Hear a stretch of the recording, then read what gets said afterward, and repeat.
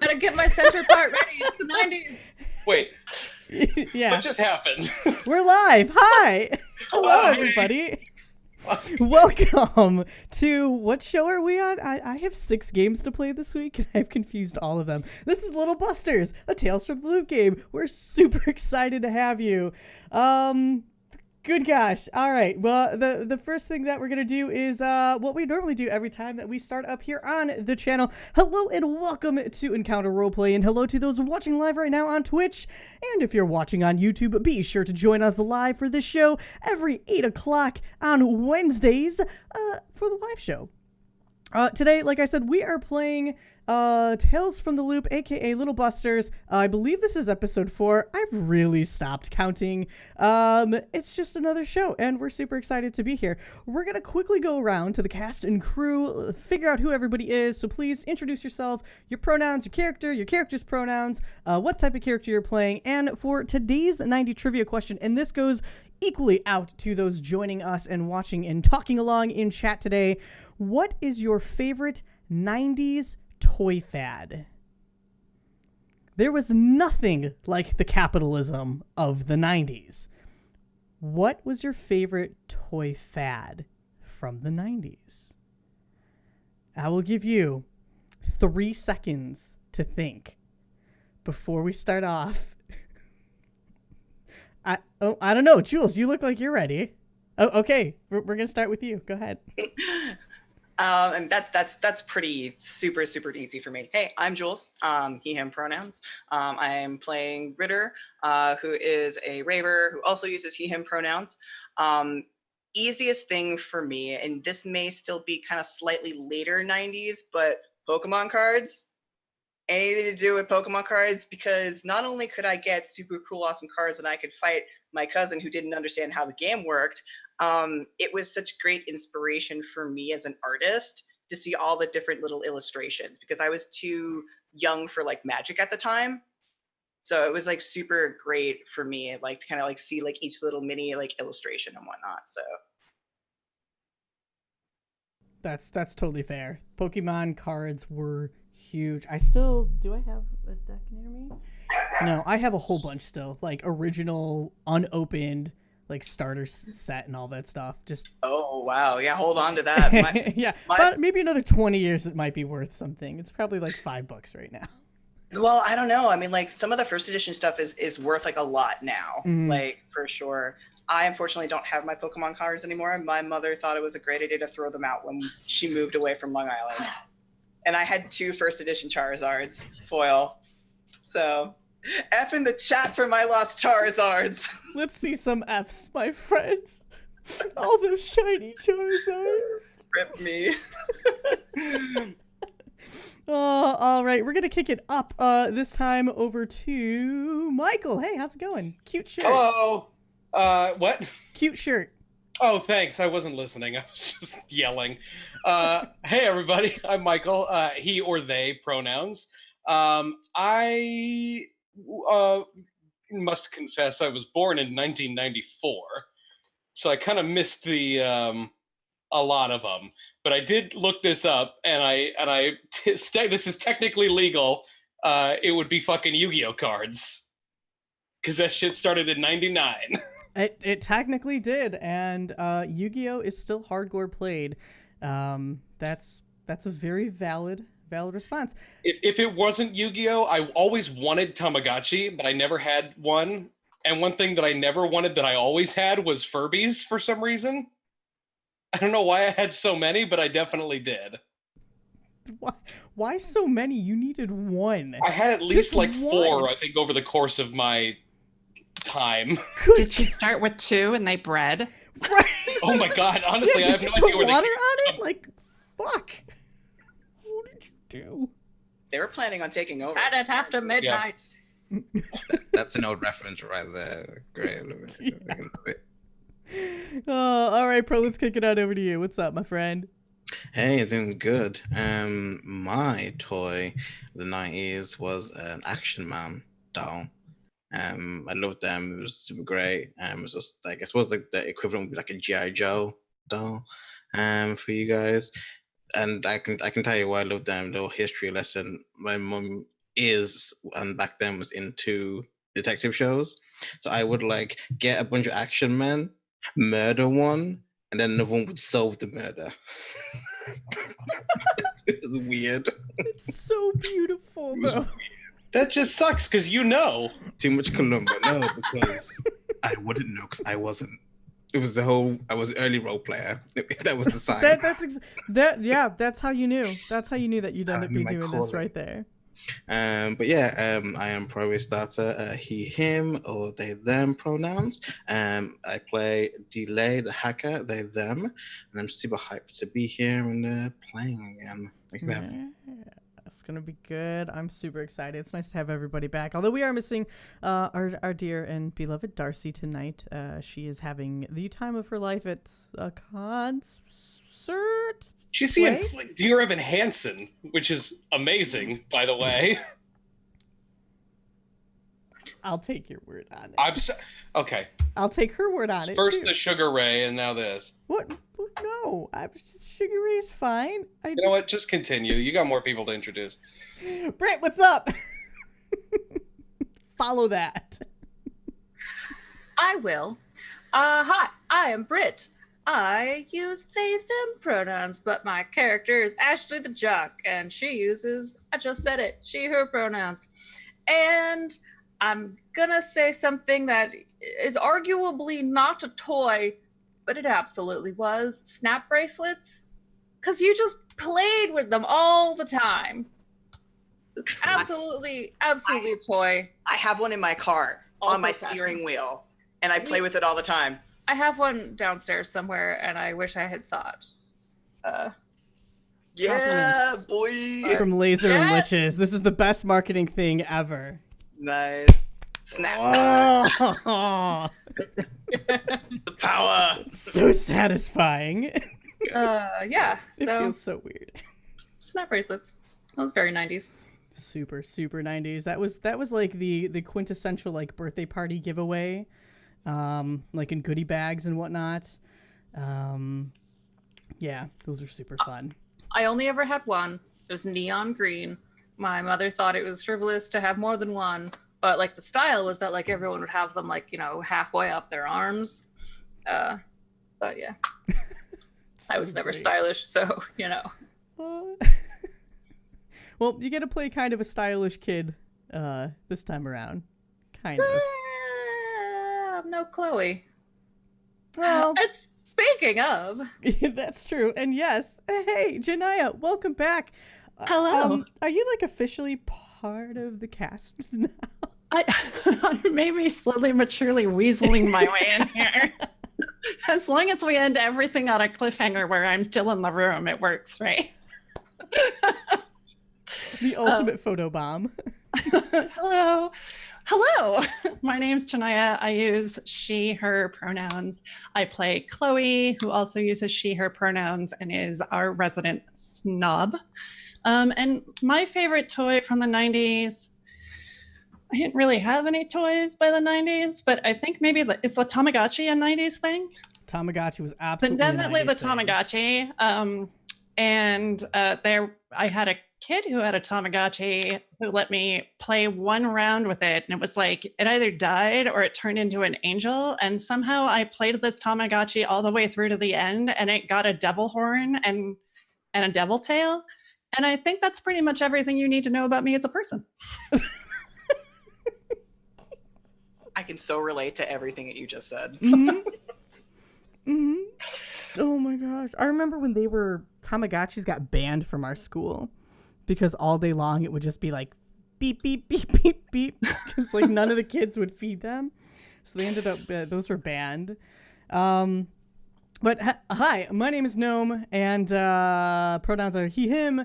And my favorite 90s thing, I think it's really tied between Beanie Babies and Power Ranger toys. I was a Power Rangers fanatic and had like everything Power Rangers. It was just Power Rangers this, Power Rangers that, like just the Zords and all that stuff. I loved Tommy's dagger That was definitely, it was technically my brother's because boys got all the boy stuff. But marketing it was only ever boy stuff. So I stole that from him. And that was like my toy. I love that. It was great because you could push the button and it would like play the song. It's so great. Tommy, what a dream. I had the biggest crush on Tommy. Full disclosure, definitely knew I was pan because my biggest crush was Kimberly and Tommy. Right? Like literally both. Like bicons right there. So good. You know, oddly enough, the convention I was just at, she was there. She was one of the guests. Oh, that's awesome. Yeah. Yeah, Amy Jo Johnson. She tends to go to. I mean, all of them tend to go to a whole bunch. Yeah, you're right. Yeah, I was that's pretty cool. hardcore in love with her, and then when she left the show and they replaced her with that blonde chick, I was like, no. I don't like change. Why am I so upset about this? Yes. Oh, I totally agree. It was that was kind of it for me, and then I would like watch occasionally, and then just never went back to it. But, anyways, yeah. So, thanks for walking down memory lane with us. Before we start today's show, though, I know, right? Slap bracelets, power unite. You get an inspiration die. Before we begin today's show, though, I'd like to remind you all of our sponsors. This week is brand new, actually. We are sponsored by The Spy Game, which is a D&D 5e compatible spy game with action and espionage, clandestine organizations, and secret agencies. You take on the role of a spy, running intel and engaging in wet work to ensure the security of the world from corrupt governments and the evil machinations of rogue villains. It's coming to Kickstarter soon, and the Quick Start PDF is available for free on DriveThruRPG, so check that out. And also, back this week is Fantasy Grounds, our virtual tabletop of choice. All of the beautiful maps and rules you see here tonight are using Fantasy Grounds, which you can try for free at fantasygrounds.com. You can also get all of your miniatures from Wayland Games. Go to waylandgames.co.uk and get yourself a huge range of D&D, Warhammer, and 40k minis for 20% off. This week, make sure to check out our sponsor, Tabletop Loot, who's selling incredible dice. When we hit 20 retweets, we're going to be giving away a set in chat, and I think we're kind of getting up there. Boom. Let's see if that tweet's set up. I don't know. If not, find Encounter Roleplay on Twitter and retweet our live tweet, and let's give some dice away this time. I think we gave some away the past 2 episodes. We did pretty well on that. Excuse me. And finally, I would like to remind you how you can interact with today's game. You can donate to impact the game by giving players natural 1s, natural 20s, wild magic surges, and this month's, really just this year's special, a table of pets. And also, if there is a moment you love during the show, please remember to clip it here on Twitch, because we like to use them as highlights over on the Twitters. And without further ado, I am going to give away to the players a free auto success if you recap what happened in 2 weeks ago's very dark, very dramatic session. Yeah. Yeah, you bro. Can do. You can do Alright. like a whole. Can I stretch it? We could all do like a group one, and we all get it. We all get it. Oh no. Oh, well, I tried. I tried. Sorry, I was fixing the tweet because the one that was listed was It's not not right. the right nice. tweet. Perfect. So I just put it in there. You're the best. Thank you.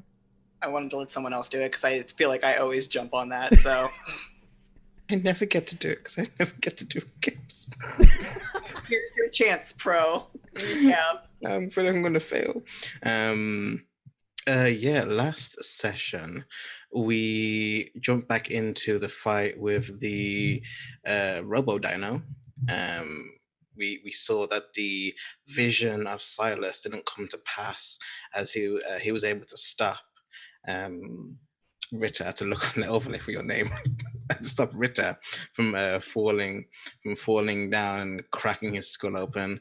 After much contemplation and battling with this robo dino, we're able to kind of get it under control and figure out that there might be a way to stop it with some biological agent that was kind of causing the machine cancer, as well as just hacking it as well. As well as that was happening, the group decided to leave the forest while the fire was going on, jumped down to the bunker, grabbed old Jacob, and kind of all went to go evacuate because the mass fire that was happening. And then we all saw an army man just running towards us, just shouting, screaming, as there was some weird souped up tagpole bodybuilder running after him. um, uh, Eventually, he got to us after all of our shots not doing anything. Delay decided to pilot the Robo Dino in an epic kaiju battle. That took it was a really crazy turn, but it was super fun. And after the kind of creature ran off and the Robo Dino was dying silently but most likely painfully from all the weird meat sacks it had on him, Delay and Ripley tried to question this army guy. Didn't go well. Army got army tossed, got used as a hostage. Was able to talk the person down after Delay realizing who they were. But then our resident jock was just like, no witnesses, and just smashed this soldier across the face. And then we abruptly left the the forest with this semi-dead living person. Who knows? We're just kids.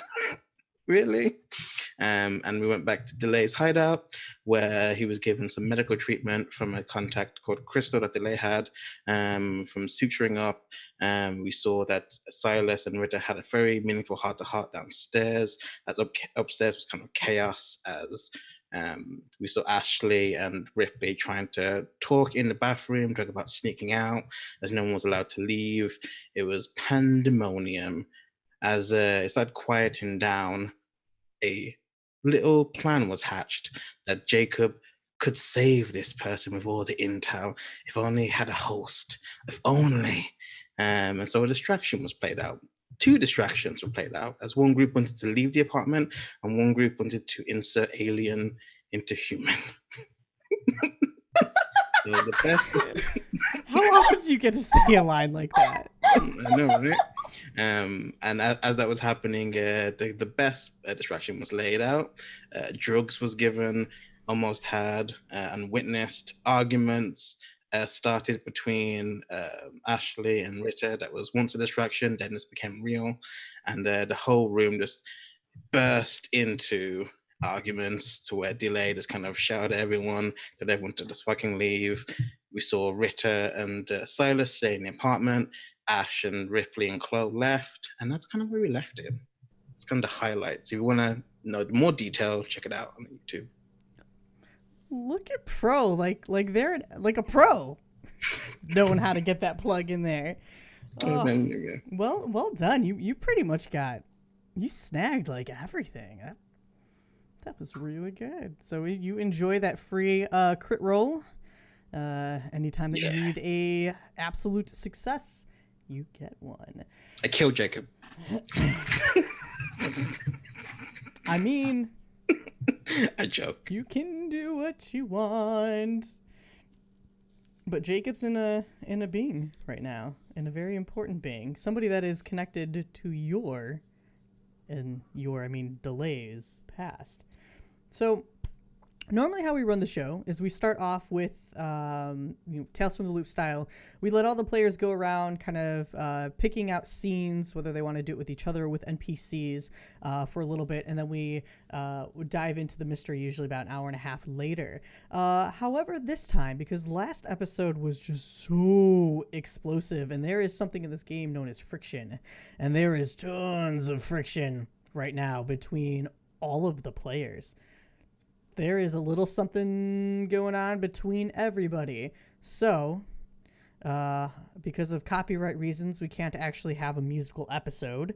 However, we're going to start tonight with, you hear the dulcet guitar string sounds of REM starting to play.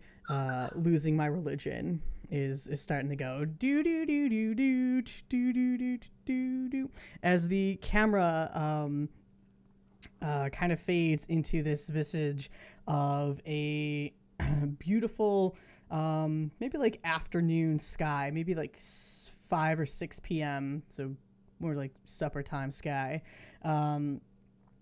Gold sun rays beaming over just giant cornfields, with a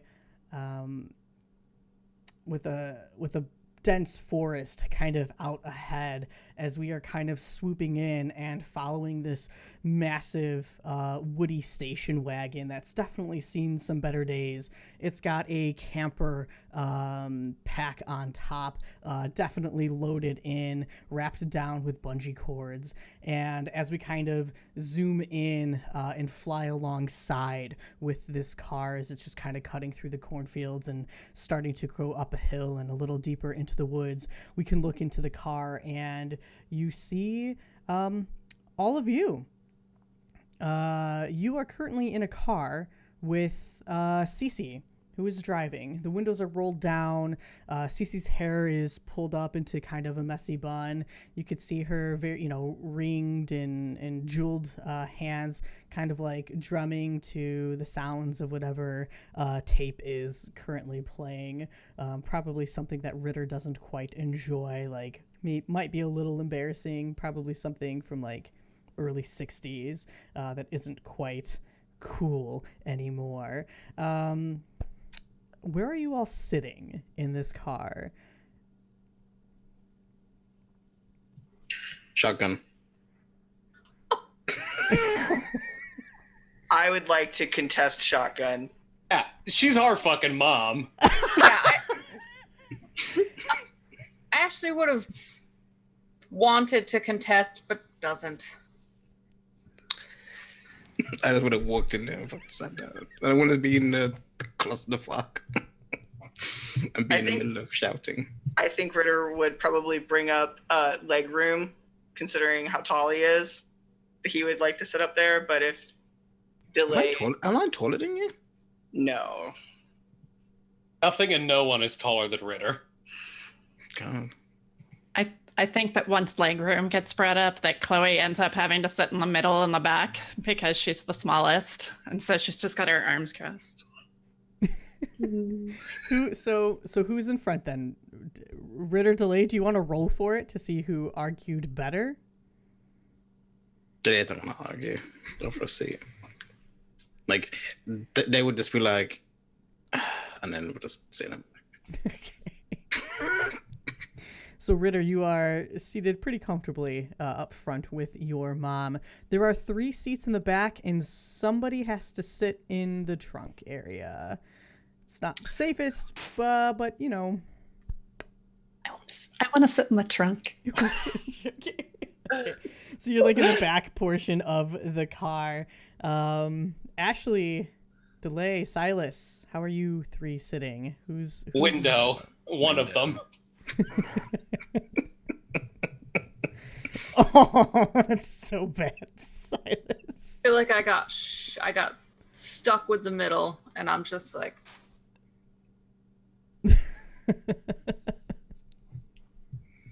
I used to be the tallest. Yeah. All right. So you've all been in the car for about 2 hours. Cece was done. Whatever had with the explosion of one of the cooling towers from the loop. Remember, there were 3, and now only 2 remain. While the news reports, and there were tons of news reports, there are definitely still helicopters flying in the area. The military has sanctioned off such a large part of the beach. The fire has been dispersed, but As far as anybody else is concerned, there was just because the loop facility had technically been shut down, there was an area that just wasn't being maintained, and a leak caused a shortage in one of the electrical units, and that caused a chain reaction, and something exploded. At least that's what the news says. It was just a complete accident. Nobody was hurt miraculously. And their cleanup crews are kind of going all around town to find and locate all of the debris chunks of the tower itself. But it is still considerably deemed safe to live near. Everything else seems to be okay. So with that going on in the news, and Cece kind of watching everything, how the interactions with Ashley have been, how Silas and Ritter have kind of been acting. No, she wasn't going to have it. She insisted, Ashley, that she was going to be taking you to your roller derby match. Fuck. Yeah, you ain't going. Everybody was essentially lied to. So in order to get you all here, I would like you all to tell me what Cece would have had to have said for you to come with like a backpack of spare clothes.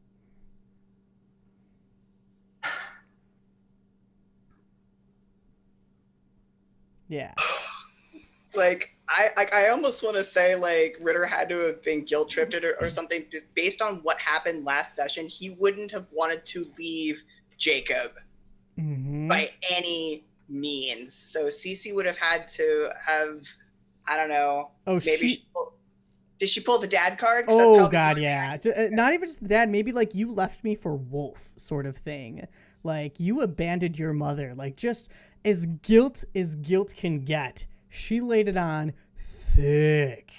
I don't think that would have gotten him to go. Oh. That's mean. Yeah. That's so mean. So if she had other means of guilt tripping him to go, he would go, but probably very reluctantly. So how about this? How about she convinced Silas and basically threatened Silas that if Silas couldn't convince you to go, Silas was going to be in incredible trouble. I mean, yeah, whatever it was a guilt trip on Silas too. Some kind of, but he's much more susceptible to that. Mm-hmm. And Silas also doesn't know anything about the Jacob situation. So coming at it from, just assuming that maybe we need to get away for a couple of days, like a trip of some kind, that's why he would maybe attempt to convince Ritter. But it's a good thing that Silas didn't know about the Jacob situation. Yeah. Yet. For now. I will say though, just for Ritter to cover his bases, I'm assuming it was a couple days before Cece hatched this plan. Yes, or is this literally the next day? No, it's like literally the next day. Okay. She's not giving anybody the chance to back out and say no. Okay. Well, during that evening, Ritter would have contacted his anchor, Wolf, to let him know what happened. He would have said what happened to him. Oh, like full on, like Jacob and. Yeah, because he knew about Jacob before, so he would say and to try to keep an eye on things while he has to do mom things. Wow, mom things. Yeah, he's all grown up. Teenager, such a teenager. What a brat. Okay, fair enough. Just want to say as well, not to kind of sidetrack, but he would Delay would not allow Wolf in your place. No Crystal. Just as a side note of how they view Wolf. Yeah, no, that makes sense. That makes a lot of sense. Okay.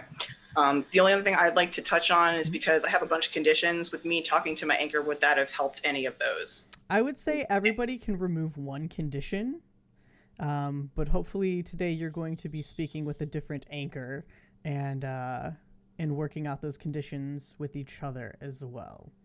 So that is the intent. So good luck. Okay. Cool. Who knows? Awesome. Maybe you'll make more. We'll find out. So, Delay, what was said to convince you to get here? Because you'd only just met Cece. I've never met them, apart from when they came. Right? Like I've never met Silas's Rip, because I've never met Rip before we all met. So you weren't at the house with. Oh. No. Okay. Okay. So I think kind of knowing that I'm in town and knowing that everyone is looking into things and everyone was so involved. If I can get a unit working together, even though I won't take control, but like help in any way, I will. Just like I did with Silas when we had that conversation. Okay. Yeah, we can work with that. Chloe. I honestly don't know. I mean, I guess it's possible that Ritter would have talked about Chloe at some point, and so Cece would have known that we were friends. Begged Chloe to come. And yeah, I mean, it could be like it could be Ritter, that Ritter could have been concerned that this was some kind of a mom intervention thing, and that he knows that Chloe's really good with parents and might be able to make him look better to his mom and calm her down. Yeah. That's very fair. That is very fair. We can roll with that. Okay. And Ashley, I threw in the roller derby, but what do you think would have gotten you here? No, I would have fallen for that. Okay. Like that. And now I'm just confused. Yeah, so like you're confused because there's, everybody was here and it was all like, give me your stuff, and she just like, Cece came, grabbed all of your belongings, tossed whatever, some stuff into the trunk, some stuff into the cabbie up top, and just basically yelled at you all to get in the fucking car. We're going camping. God, the last time we went camping, I was in the mall. Wait, what? So here we are now, 2 hours into this road trip, with the forest line finally drawing near. What are you all doing? Anyone mind if I smoke? Yes, I do. I mind very much. Yeah, Silas has been like leaning on his fist because he knows that there's no way in hell that was going to happen, so he didn't even try. Cece like reaches up to like the dashboard and just like offers a piece of gum. Take it. It's like zebra, like just some gross gum. Flavor's gone in like 2 seconds. Literally 2 seconds. Worse. I think Chloe's just sitting in the back reading a book, like curled up as small as she can possibly be in a corner. And when Delay asks if he can smoke, she like starts to open her mouth and then looks at Cece and kind of smiles and goes back to her book. Fair enough. I imagine Ritter has just been kind of like doing the nervous leg bounce and has just been staring out the window. Okay. Ashley's just trying very hard not to meet a single person's gaze. So it's just staring at the floor because she's stuck in the fucking middle. I think Cece is trying to do her best at like drawing out conversation. Some of like the basic stuff, like, oh, how have you been? What have you been up to? How was school? 3 shitty questions in a Yeah, row. right? Super awkward silences at the end of it. Like probably like really forced answers, like good, fine, I don't know. Typical teenage responses. No. No? Oh, no? What No. Delay? What do you do? I would say 6 months ago, I was in a Scandinavian ghost hold with a bunch of terrorists, freedom fighters.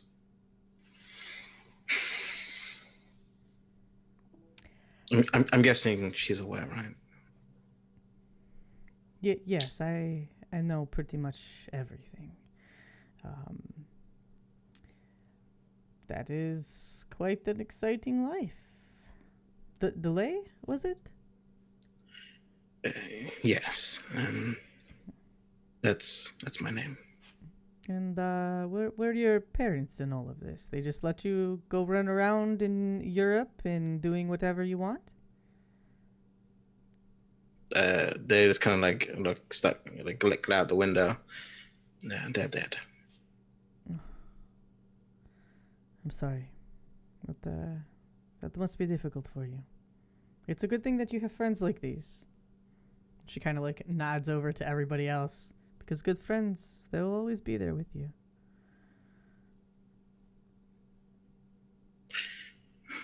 Good friends, well, they kind of stay under their breath. So how about some of this REM? And she like cranks out a new tape and shoves it in. I think Ashley had been like pretty temporarily worried that Cece would bring up any of the details of Ashley's life because she knows it all. But then when Delay overshares, she'll relax a little bit because nothing's gonna beat that. That's great. So we'll say like another like 2 hours go by and the sun is kind of setting down. Silas? Did I roll like a move to tuck and roll or something? Oh no. You want to take that chance to get out? Like Cece is a wild woman on the road, okay? We make a break for it at the gas station. Yeah, do we get to stop to pee? Do you need to pee? No. Okay. You can hold it. We'll be at the cabin soon. and you guys end up like going down this like really winding road and start getting like really deep into the woods, and eventually she turns off of the main road and kind of up and down this like really bumpy, not so great path that's really more just like stone and moss at this point. Ritter, she does have a map that's like drawn out and like markered with a little circle around where she needs to go, and like has like pushed it onto you. So basically she like can't see you. She's just like looking at the map and she's driving like, okay, and I turn here, and like sharp turns over this way and just kind of like jerks everybody off to the side. But about maybe 30 minutes up this kind of spooky road, it is incredibly dark now. The forest covering the fading sunlight, and really the only thing that you can use to see are the headlights of the old woody station wagon, until you finally come towards a gravel driveway. Sound of the gravel kind of digging into the rubber tires as she starts pulling up into this driveway, and there is a very, very small cabin. You're not sure. It certainly doesn't have lots of rooms in it, but she eventually throws the wagon into park and says, "We're here. Get out." Thank God. Gritter will like kick the door open.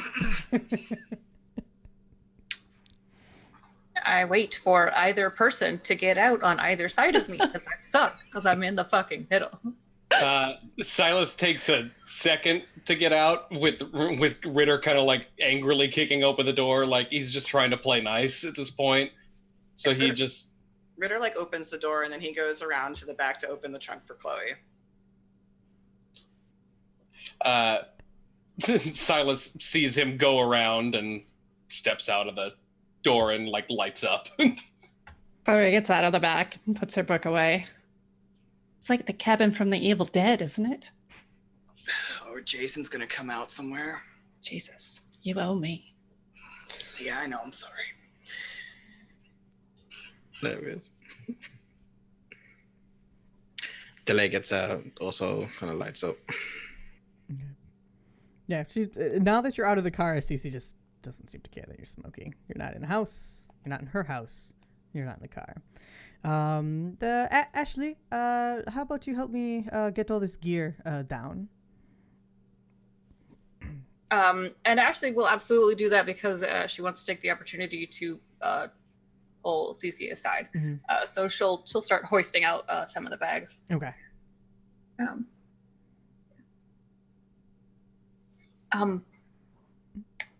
You know that I have a thing tomorrow night, right? Like, are we going to be done with this by then? I know. I'm sorry. I feel like you and your friends so desperately need each other right now. You can't, with everything that's going on, and I have been following along. You need to fix this. They need to fix this too. You should not be acting like this. None of you should be acting like this. What happened to the inquisitive little Scoobies that used to play in my basement, playing detective? What happened to that? People change. People change, but friendships do not have to.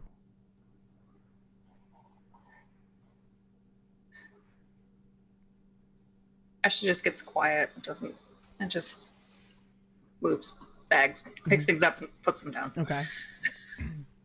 Cece's helping you, getting some of the stuff down from the roof, and kind of snaps her fingers.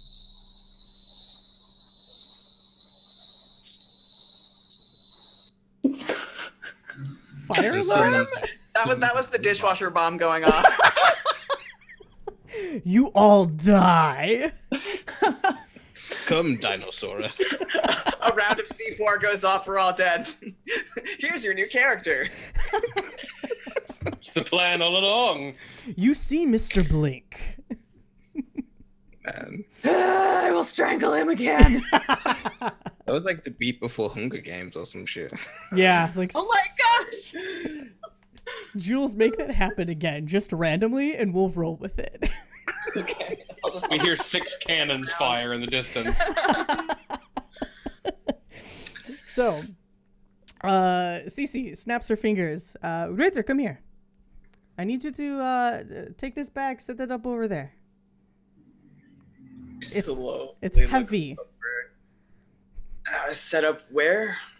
Right over there. And she like kind of points. There's a flat area where it's very like squared off, and it absolutely looks like this is where a tent should go. And there's a couple other spots where there are tents. And she, as she kind of points to you over there, and she's got a couple like lanterns that she's walking around the tent areas to start setting up and lighting them to give off some light. She then reaches over and grabs her own stuff and kind of jingles her keys and heads towards the small cabin. She's like, okay, if you need me, I will be inside. You have everything you need here. Make sure that you start yourself a fire. Whoa, hold on a second. Are not enough rooms in the... No. No. You're sleeping inside and we're sleeping outside. How many tents are there? Yes. No, how many tents? There are 2 tents. You can all fit in them. I made sure of it. It's fine. It's hand-me-down gear, but everything should be there. Don't worry. There's food. The fire, you can start one over there. It's surrounded by rocks. It's great. There's a couple lighters, some fluid. You'll be fine for the night. There's marshmallows and graham crackers and Hershey bars. Fucking prep. Mom. Yes. We're not 12 anymore. I know. That's why you'll be fine out here. Okay. Have a wonderful evening. If you need something, just call. I'm going to bed. It's a very long drive. And she's like, as she's like talking, she's opening the door and you can hear her go in and close the door behind her. I can sleep in the car. She has the keys. Yeah, I figured.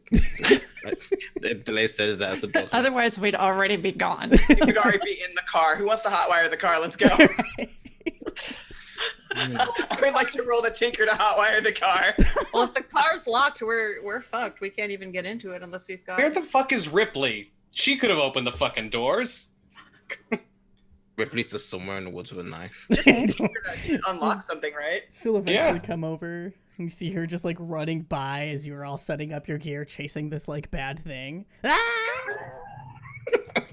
She's busy this week. Best not to get involved. You have all of the gear that you need to successfully set up camp. What time is it? It's probably And- 6 or 7 o'clock at night by now. It's pretty dark. And this is where we spend the next 2 hours with Little Busters arguing about tent arrangements. Right, yeah. This Yeah! is where the session's going, guys. Can we play it out in real time? Yes. Can Silas find a lake to throw himself in? Only if I can find a cliff to throw myself off of. Well, Into welcome the to lake. fucking Walk Wisconsin. home in high-heeled boots. This is all flatlands. Like there's forests and there's beautiful forests, but there are no cliffs. There's no mountains. There's none of that. There's some Is lakes. there is there water? There are Okay. There's caves for me water, to yeah. fall into. Climb a tree. I think as this all happens, Ritter goes through like the 7 stages of grief, really like instantaneously before he just grabs the bag, takes in a very deep breath, and just goes to try to set up the tents because he's probably done this before backpacking. So he is just Yeah. silently going to go do that. Mhm. So you do both of them or just one? I think the bags that Cece told him to grab was everything. So I think he would just go to just do that so that he could disappear afterwards. I'd go help you. Chloe's gonna go throw wood into the fire circle in a way that kind of makes some sort of sense, but not really, because she's never been camping before. I think after an agonizing amount of time, Silas decided to go help Ritter, and then saw Delay go ahead, and is now just standing there because he would love to speak with Ritter alone, or not speak with Ritter, but just be alone with him generally. But now he's just weirded out, and he's just standing in the middle of the campsite. I don't know. Yeah, I'm gonna roll to see if I can empathize with that. I got 1 success. I think Ritter will kind of see Silas kind of looking forlorn. Camping, you say? Our teen angst killed the stream. Too much angst. Okay, I think we're back. Hey. Hello. That looks like us. Hey! Thank you. So sorry about that. No idea what caused that little spike, but we're gonna go back. We might have to take it a little bit back. Ritter, what were you up to? Ritter took the camping supplies and went over to start pitching the tents. Delay went to go help. Silas looked like a lost puppy. Chloe didn't know how to make a fire. Ritter told, hey, Silas, help Chloe make a fire, and then Delay offered to help instead. And Ashley will look around, realize that she's useless, and say something about, I'll go get more firewood, and walk off into the woods. Do you have a flashlight or something? Do you want me to come with you? I'll just poke around the edges. Yeah, take mine. I always carry one. And I'll like go into like a bag and I'll like for like survival fucking gear and like hand out like 1 of 2 flashlights. Chloe's just pissed. This is like the first adventure they've been on that she hasn't brought 7 flashlights. She's so angry right now. Right? Yeah. Flashlights, no extra socks. Damn, And you extra see- socks. That was such a Chloe thing too. Oh no. Yeah, like Ashley was not packed for this, so feeling very vulnerable right now because she's usually, packed gear and weapon free and stuff. And didn't pack any of that stuff, and he's feeling very upset. Let me show you what to do, Chloe. Okay. Yeah. And they will kind of show you the more drier wood, some of the easier burning tinder, and kind of go from there and say, "Do you know any of this was happening?" Not really. Like, Rita said that his mom wanted to talk to him, but he didn't say we were all going and that we were ended up in the middle of nowhere. Yeah, I think the only reason I'm here was because they were in my place. I just kind of got lumped in. But if we're all going to be doing this together, gotta work together. It'll be fine. We'll spend the night here and convince Cece everything's good, and then it's over. You just get through it. I mean, we gotta sort stuff out though. That argument that happened back there, that can't happen. We need to be able to rely on each other.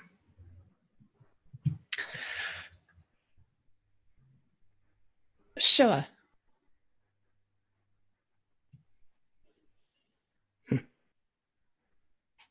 Kind of tosses another wood in. You've changed. We all had to grow up. You changed. Yeah. You seem kind of like look at you, like the different kind of clothing that you're wearing. Just kind of say, yeah, I kind of thought you'd be more into this than anyone else. Into what? Camping?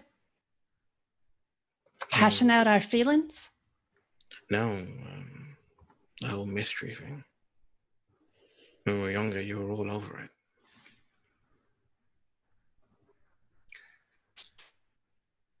I am into the mystery.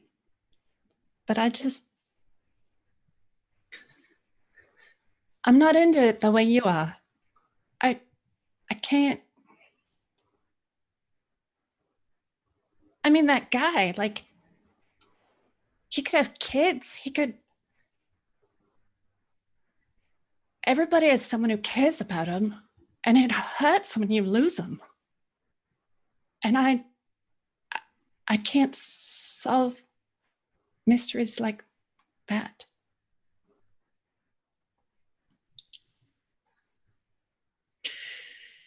Yeah, we're kind of all over the place.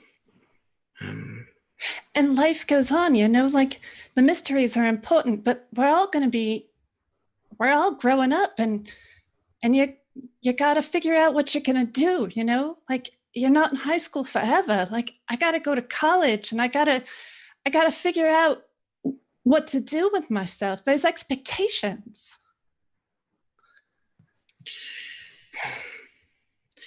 And the expectations that matter are the ones you put on yourself.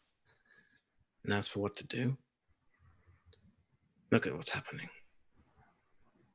Do you think there's going to be a tomorrow, a future, if all of this just gets left behind? I don't want to grow up to be an adult that just ignores all of the obvious signs when we were kids. Or one of the self-righteous go-getters who basically puts children as child soldiers and calls it a freedom fighting. Well, neither do I, but when it's all over, you got to be somebody that was worth fighting for on the other side. I haven't forgotten. Here, she pulls out her handbag, and she reaches into her handbag and she pulls out a notebook. And the front of the notebook has like a Rick Synergy symbol on it, And it's for this program that Rick Synergy was using to train kind of like people that they were going to give scholarships to colleges and things like that. And as she opens it up, it's got a lot of things about interactions and similarities between human viruses or human virus systems and robotic systems. Mm-hmm. And the whole thing is covered in cut out pieces from her original anatomy book that are pasted, where she's drawn similarities between everything you saw and all of the notes that Rick Synergy gave to this group of students. I haven't forgotten. I'm just on a different path. They kind of look at it and kind of go through the papers, kind of close it, kind of rub the symbol a few times, hand it back to you and just say, "You'll find our own way. You gotta do what's right for you." I can appreciate that.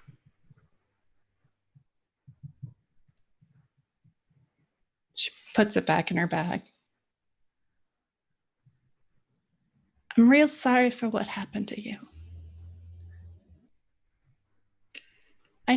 I know that things have been really hard, and I mean, Rita hasn't told me much, but he's told me a little, and I'm just sorry. You kind of throw some more wood on, start the fire, kind of move away from it. It's not okay. I won't lie. But gotta do something, you know? I didn't know what I had to do.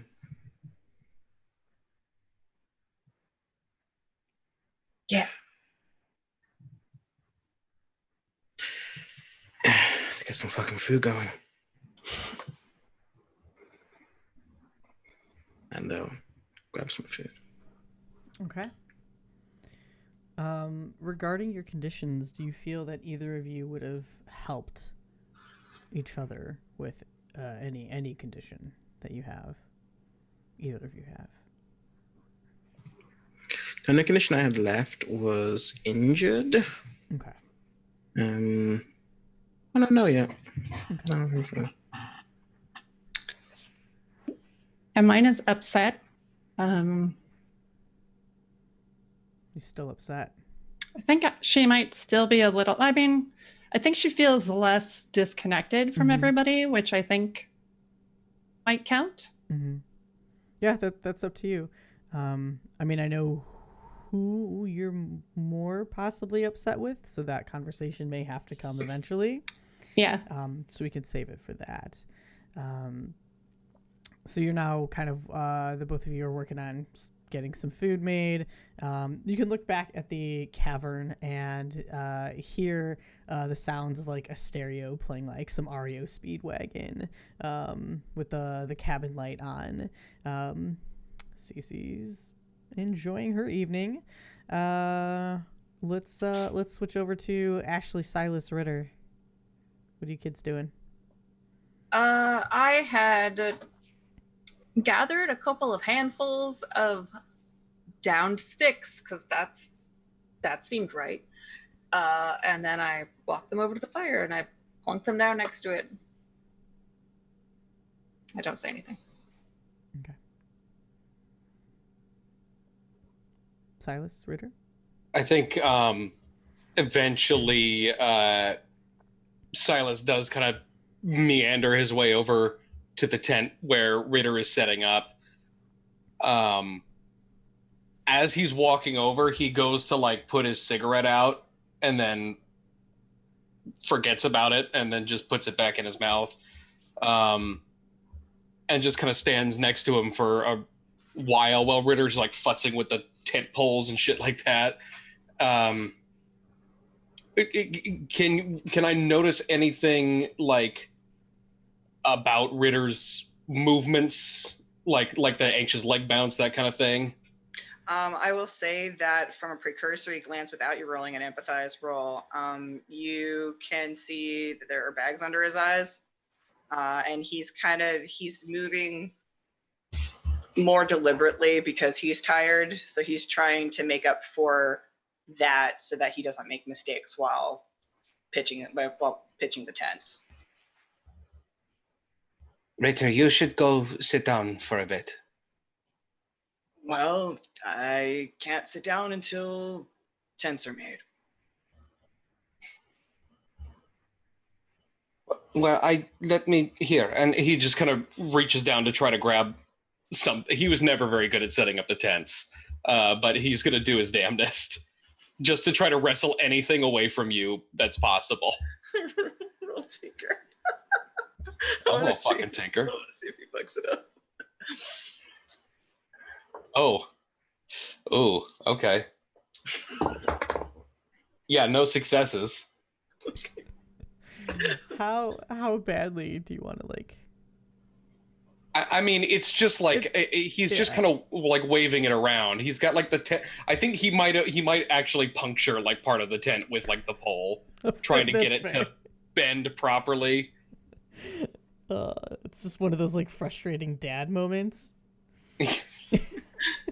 Yeah, I think like Ritter, like he kind of like sees that and kind of just slow blinks, and then he kind of like he digs in his pockets and he takes out the small spherical orb, sets it down, flicks kind of like one of like the nodules on the top, and he's like, Sarah, can you help Silas with his side of the tent? Yes, assembling tent rod. And after a while, she's doing it much better, so I just kind of like put the shit down and stand there some more. He kind of gives him kind of like a tired smile, and he's like, "It's okay, babe. I know this isn't really your thing." Since I'm near you guys, when you say the word Sarah, Ashley is going to visibly flinch. Oh, I want to roll to notice that. Go ahead.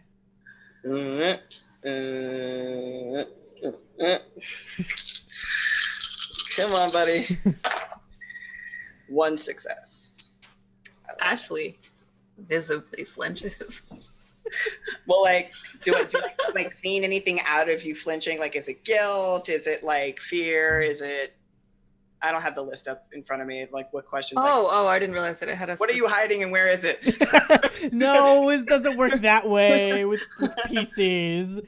I mean, I feel like it's. I mean, contextually, like that, the mention of that name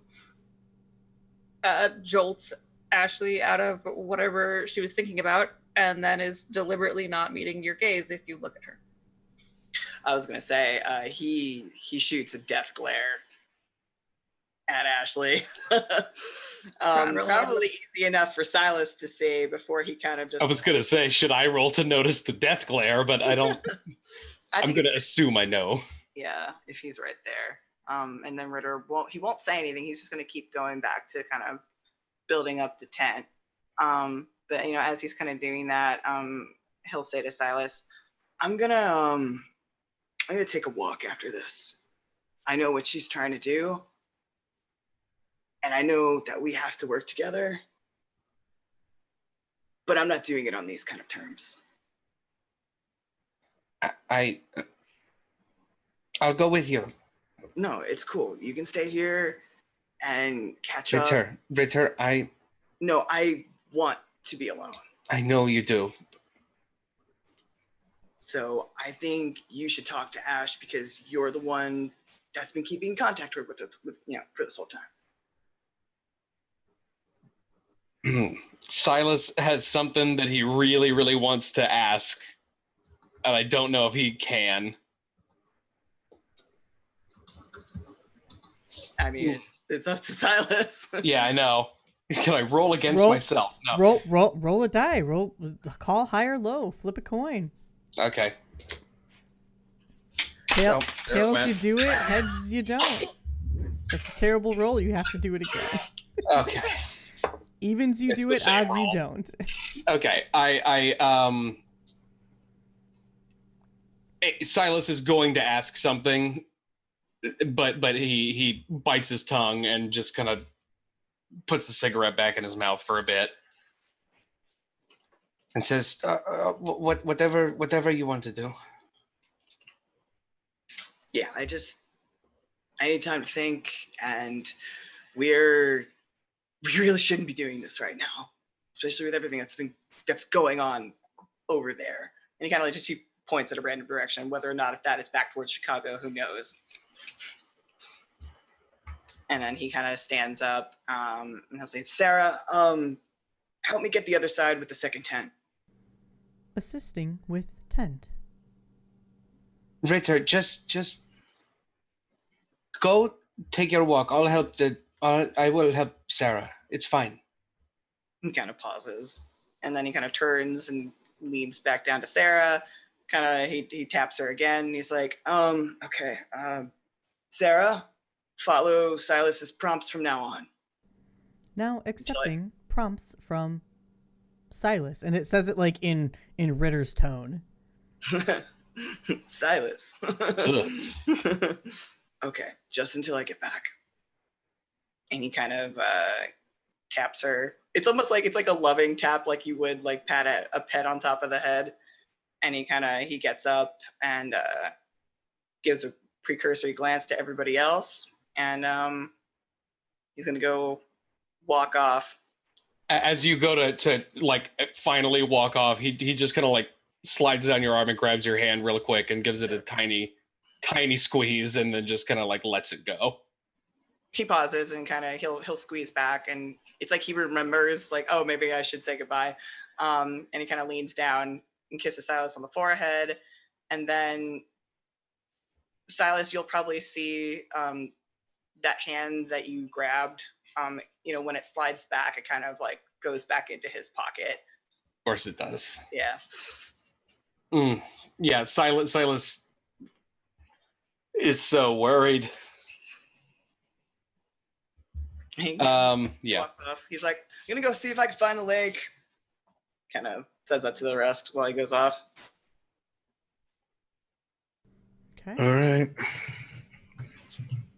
Silas goes and fucking sits on a log or whatever the fuck is there. Yeah, there's just like a couple of logs that act like benches around the fireplace. Yeah. Yeah. Do we have a fire going yet? I wasn't clear on that. Yes. We did. Okay. Yeah, Delay and Chloe are also kind of like going through like the food supplies. So some of the like coolers, and there's another backpack of like some like rolled up tinfoil, like some steaks and some corn. Like Cece's making sure y'all getting fed. But in one of the coolers, the Delay that you kind of like pop open, there is a ton of beer. Hey. Kind of turns around, kind of takes one out. I guess it's not totally a dry night. Anyone drink this? And they'll toss it over to Ashley. I double check that. Like, I kind of look at the cooler and the car, and I'm like, mental calculations whether or not I know for sure that was one of Cece's coolers. I think, and then I pop the tab. Chloe will walk over to the cooler and grab a beer. Yeah. Not a total loss, huh? Yeah, it's not too bad. Silas? What? Do you want a beer? Oh. Sure. Here. She pulls one out and walks over and hands it to you. Yeah, he'll take it and just kind of sit there for a while. Silas is not much of a drinker. I don't know if he actually has, but we'll see. How do you all feel about a bad-based steak? Huh? Can you do that? There's a few pans here. I can make a sauce out of it. Some fresh water. Some of these. I can't cook anything that's in a microwave. I can help out. I had to cook. I had to make my own food. We all did it after a while. Anything get out of hand, right? Which is often beer and crap.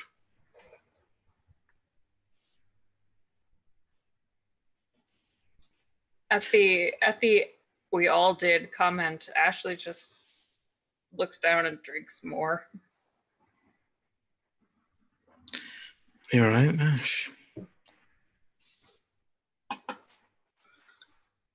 Just sounds like it was really hard out there for all of you.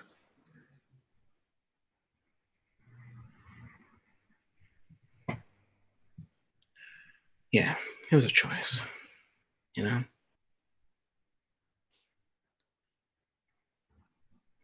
It was a choice.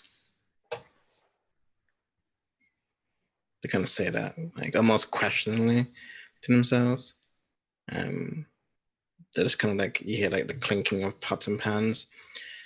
How's it going over there, Silas? You done with the tents?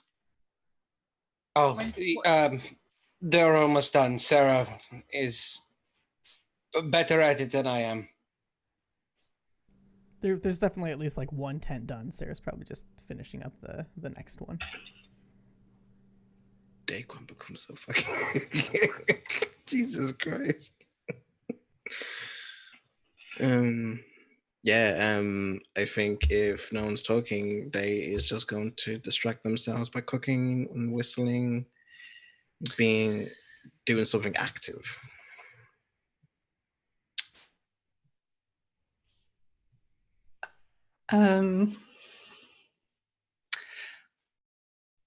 Is Silas still helping Sarah put up the tents? Silas was never helping Sarah put up the tents. Let's be real. She's self-reliant. Yeah. Why must I work for these humans? But he's sitting on a log, kind of like not facing the fire, but like with his back to it, like an asshole, I guess, just kind of watching the tents happen. Think that Chloe will look at you and look at where Ritter walked towards and look at you and think about telling you to go find him, and then we'll just kind of shrink and maybe go sit like near enough to Ash that Ash could speak to her, but not so near that she would have to speak to her. I was actually about to, so that works out. Perfect, because as Chloe sits, Silas gets up and starts walking in the direction wherever the hell Ritter went.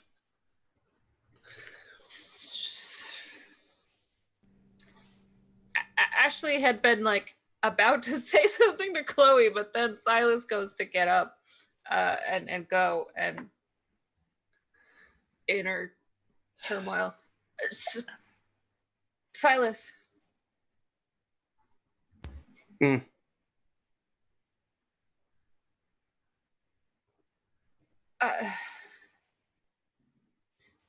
Maybe we all should talk without him for a second.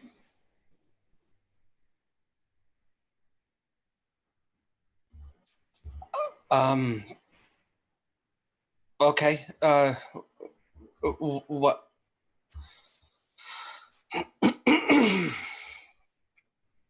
What do you want to talk about? Ashley's gonna look over at Chloe and Delay. I need your opinion.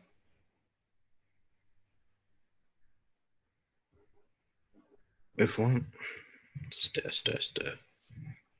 I mean, I need like Silas's like opinion. Yes. Yeah. Yes. Sorry. He comes back kind of toward the fray and sets the beer down.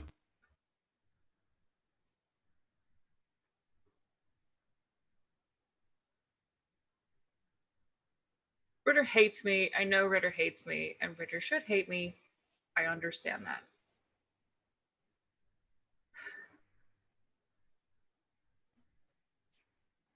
But now you all think I'm crazy murdering people with baseball bats for no reason. No, I think you're murdering people with baseball bats for your own reasons.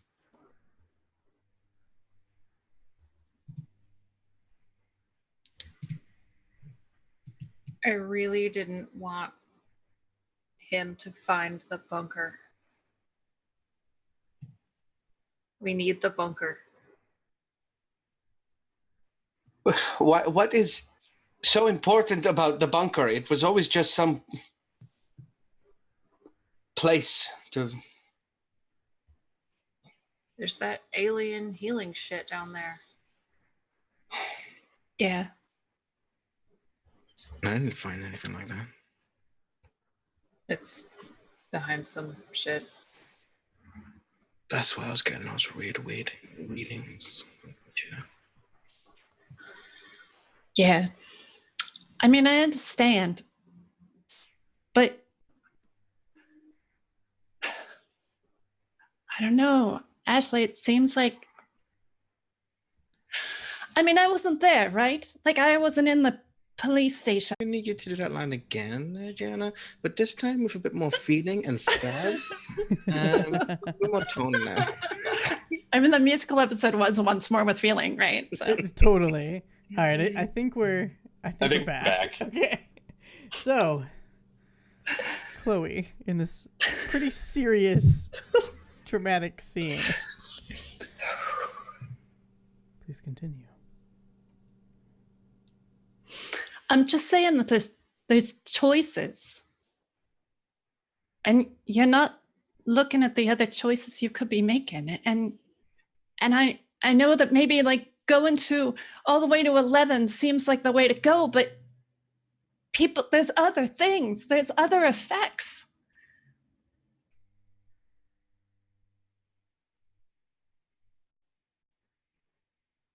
Yes, there were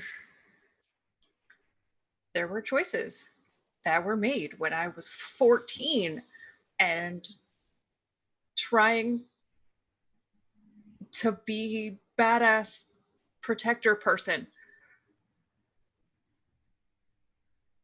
And I'm still dealing with those choices, and I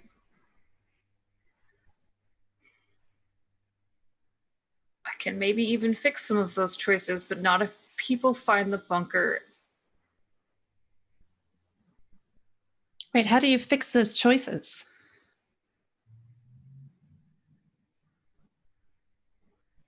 Some choices can't be fixed. Yeah.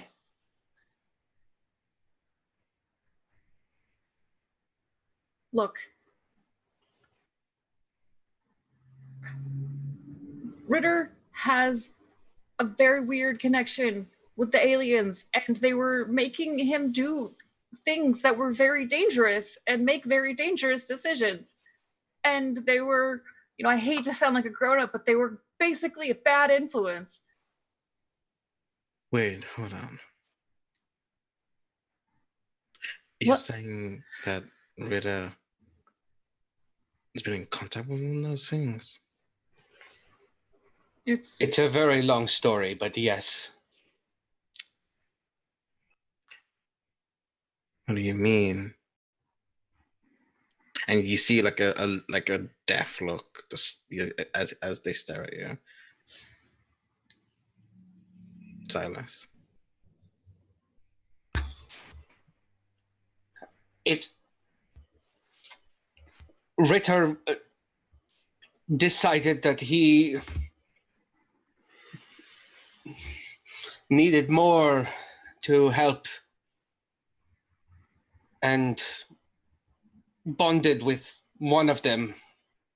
It didn't last long, but it still lasts. the end of that spring was a mess. We were starting to fight a little bit even then, and we didn't talk about everything, and we should have talked about everything, but I was so angry about Sarah, and I thought that she was convincing him to do it, and I thought that she convinced him to put it in his head. And I mean, that dream I had with the aliens, it was so fucking scary. Chloe gets up, slams the rest of her beer, and goes and gets another one. So, as kind of Chloe kind of steps like 15 feet away to get another beer, dare to say, so you're telling me that he was infected with one of these Giovanni creatures? Not an infection, and no, it was not an Avani. What others are there? That's the only ones there are. No. It's a long story, but they are the bad things, not. Oh, I don't know. They're upset. They're angry. They're scared. They are fighting against the Avani. There aren't that many left, I gather, but Jacob is Jacob. But the one that Ritter and Sarah, I don't know. I'm trying to explain that. I was 14 and stupid and angry and really pissed at Sarah. And I thought that meant that I was the one in the position to make the decision and make the choices. And it clearly didn't protect anyone. You all went off and lived this horrible life, having to eat on the ground. It's called camping. And Sarah, clearly my choices were bullshit. So it didn't fix anything. It didn't make anyone make better choices. So we can't control other people's choices, but we can control our own. And speaking of choices, Ashley is not used to Silas like raising his voice like this, so she like. Never mind. Forget I said anything. No, say something. No, it's nothing. It's.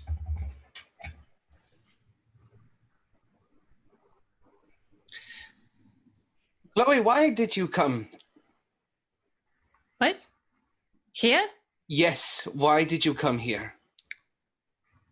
Because Rita asked me to. I'm good with moms.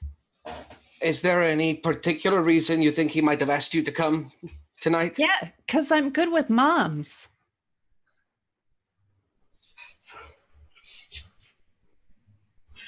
You know, we fought very hard to. And then you. And all of a sudden he's back and.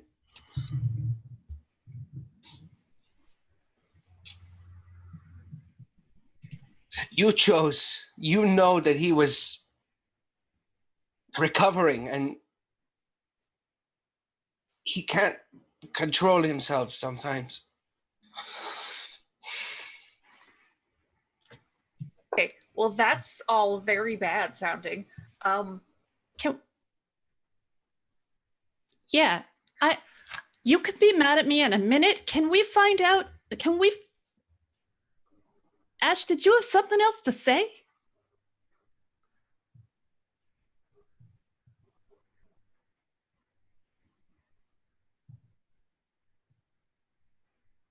Sarah's not dead, and I don't know how to tell Ritter. So I rolled a comprehend just before this, and I got 3 successes. And so I think that means that Chloe has just figured out why Jacob's weight kept going down in cycles. I'm all for that. Perfect. Perfect. Go with it. Oh, shit. You have her. You've been putting her in the tank. I don't have her. pick her up and I bring her when she needs it. Wait, no. Wait, what? You said shit. That's why Jacob kept losing weight. Holy shit. She like grabs her notebook and just sits down and starts making all of these notes in her notebook.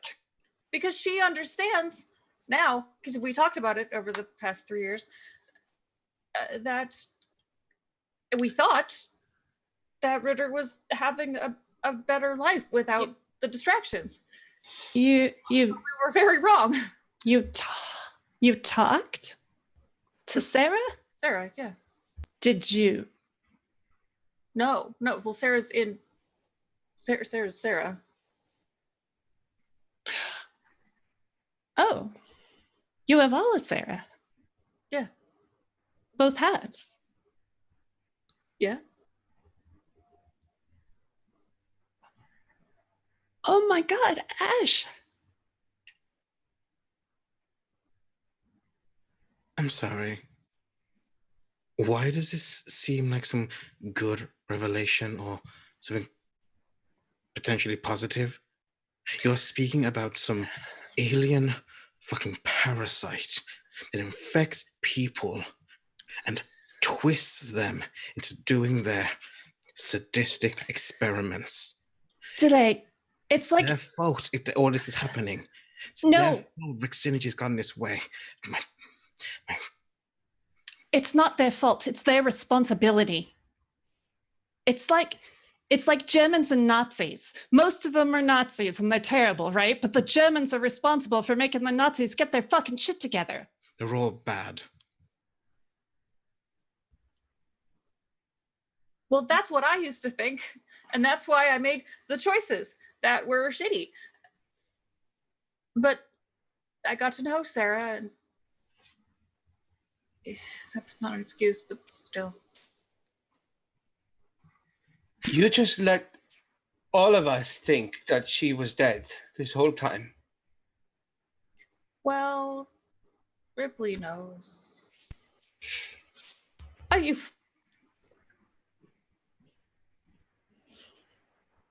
And the one person who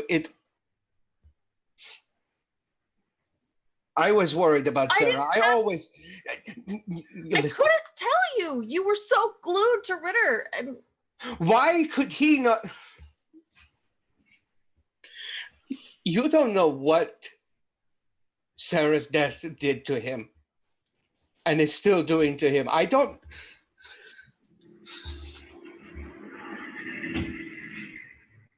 I was trying to, the two of you, and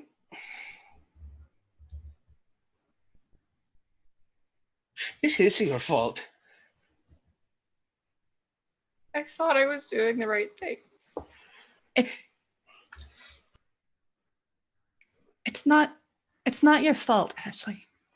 You're right. You were 14.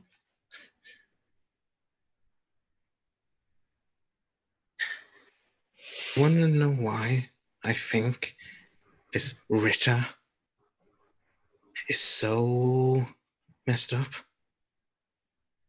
Please share your thoughts. We had one of my people.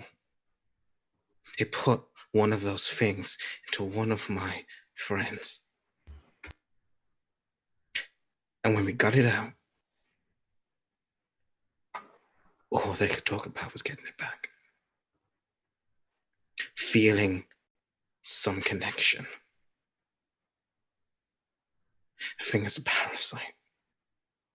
No, Ritter's messed up because I convinced him. You don't know. You know what? I'm gonna kick over the food.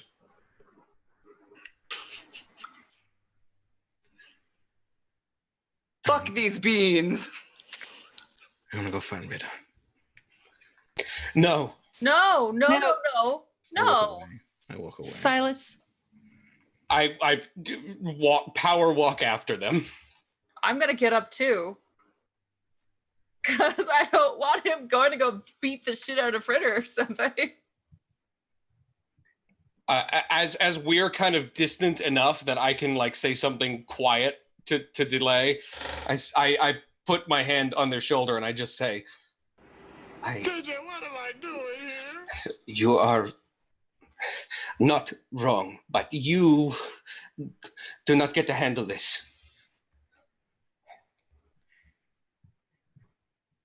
There's a reason my father is dead. My mother. Silas, My mother is one of them. I know. Before we go too far, Ashley will turn and Chloe, do you want to come or do you want to stay by the fire? No, I'm gonna come. She like looks back and forth and looks at her shoes and grabs her purse and says, "I'm coming." All in both feet, right? We all go stomping off into the woods. This can't end well. Listen, let me go find him. You stay. All of you.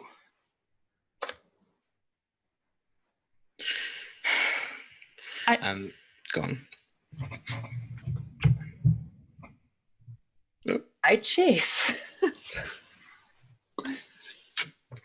Delay, just as Cyrus walks off, screams loudly, and there's a tree, and they punch a hole inside of the tree.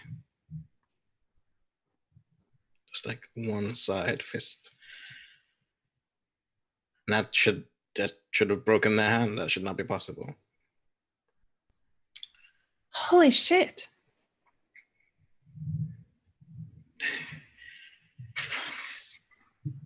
What the? Chloe runs over and grabs her hand and looks at it. Fine, don't touch me. What the fuck? You can't be fine. Fine.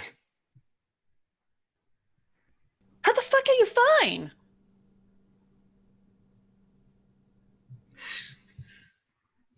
Go sort out your friend. And I walk my own random way, alone in the woods. Can like everyone disperse into the woods and like wait randomly to see who actually finds Ritter? we might have to do like a roll off. Who wants to donate for a hedge maze now that we're all lost in the woods? Like a literal hedge maze already in a maze that's Can we find the kobold? Edge harder. I know I am a little disappointed there hasn't been a hedge this season yet. Just saying. I think that In the woods. if Silas goes after Ritter and Ash goes after Silas, that Chloe's gonna go after Delay. Okay. I think that she's gonna look after them and she's gonna kind of do this resolve sigh and turn and go after Delay.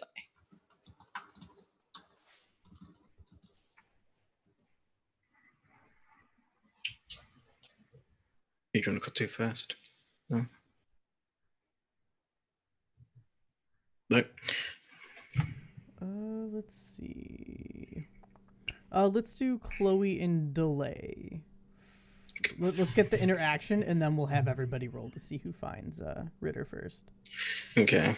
Yeah, they're just stomping off. You hear as you kind of walk up to them, the very distinct cock of a gun sound. She stops. I like pointed at you just as they're walking.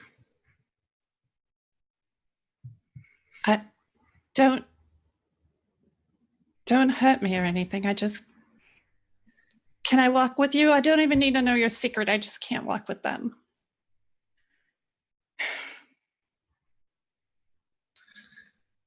Fine. See their hands kind of go towards their back as they put the gun away.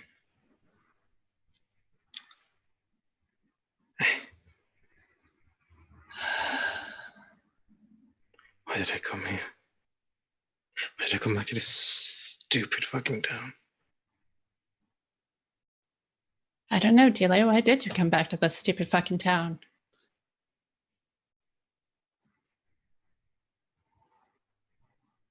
Just kind of looks towards you. To die.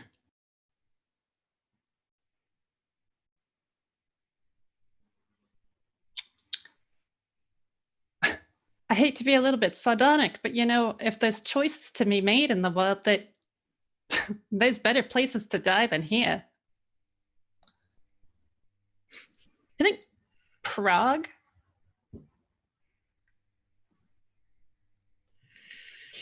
Never been. Yeah, me either. It's gotta end one way or another. What's gotta end? You're young, Delay. What are you talking about? Not young.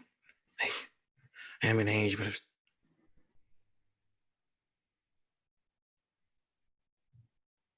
been through. I've lost.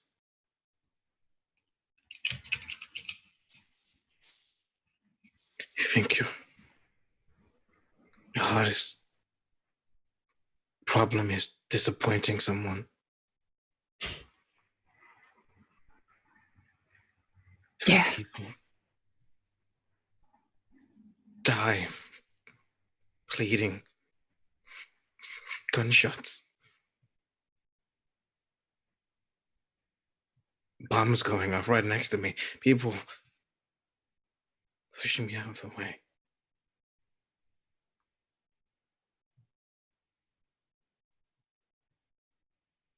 All because of those stupid things and the stupid corporation.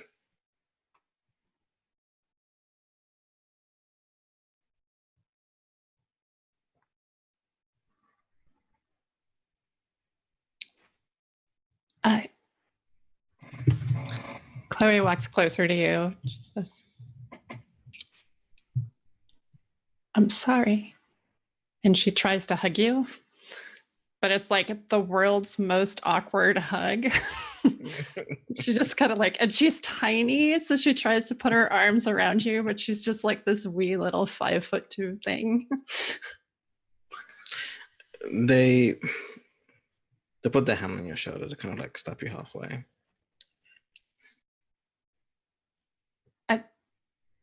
Sorry. Fine, I'm just.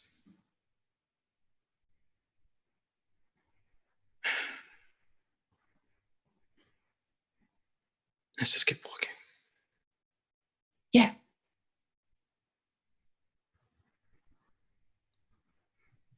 That's Okay. not. Ashley, Silas, do you want to have a moment before we do a roll off? Are you trying to catch up to me or just tail me? Catch up. Then I'll let you start if you like. Look, I know it's stupid. I know that it was a very bad decision.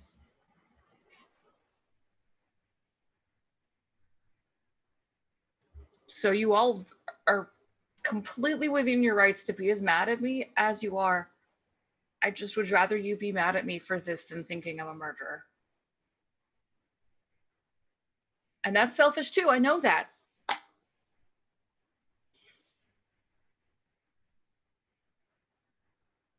I understand.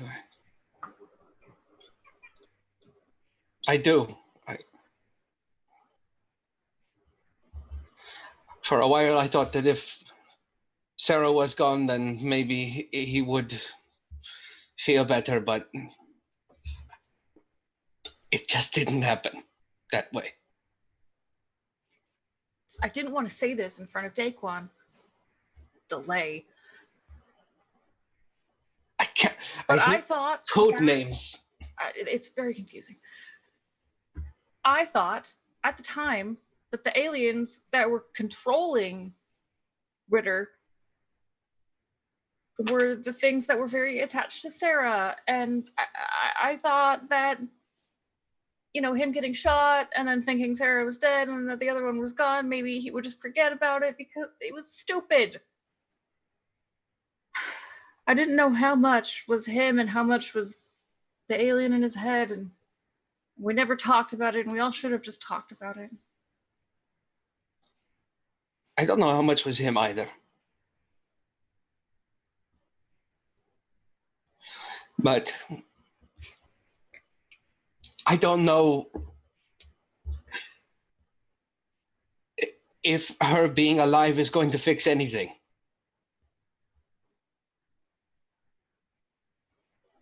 I don't know. It's been 3 years, Ashley. You don't know what he's gone through. I wanted to tell you about 3 or 4 months in, but you guys didn't leave me any way to contact you. I realized very quickly how stupid it was. And we weren't meant to be contactable. I thought you were going to come back. I wanted to.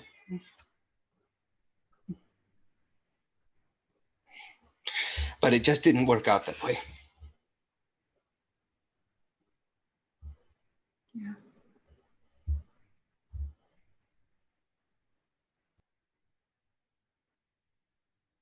It's bullshit.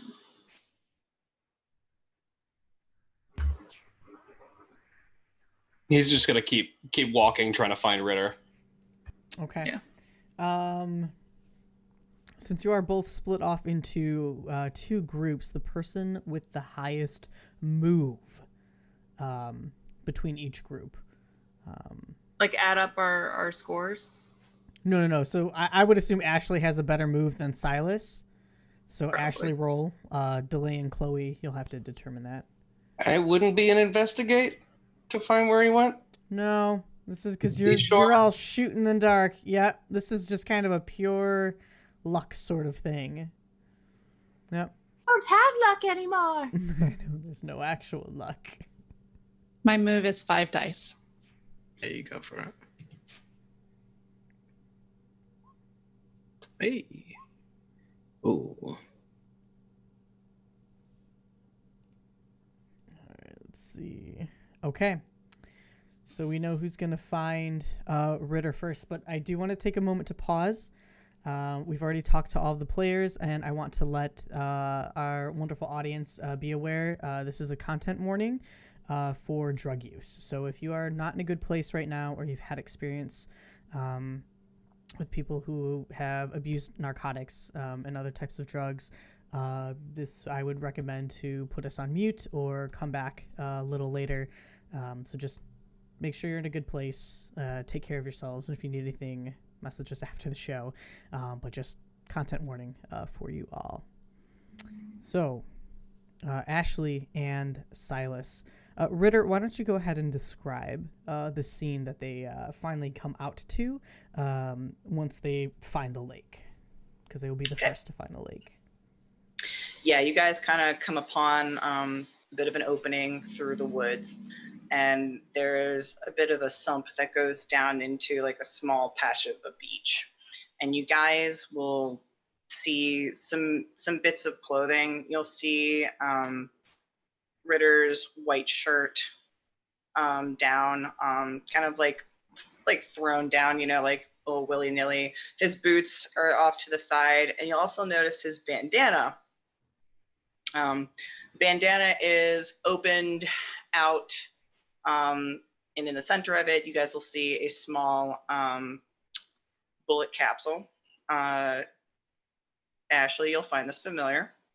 And there's a bit of a residue on the bandana. I'll leave it at that. If you guys kind of look past that and to the water, this lake it's not huge. It's almost like an over-glorified pond.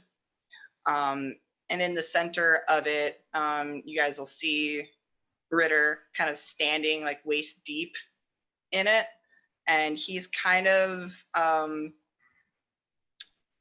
it's almost like he's dancing. it's like he's kind of twirling around in the water, his hands kind of like reaching out over the surface and kind of like tracing like odd patterns throughout it, and he's humming to himself.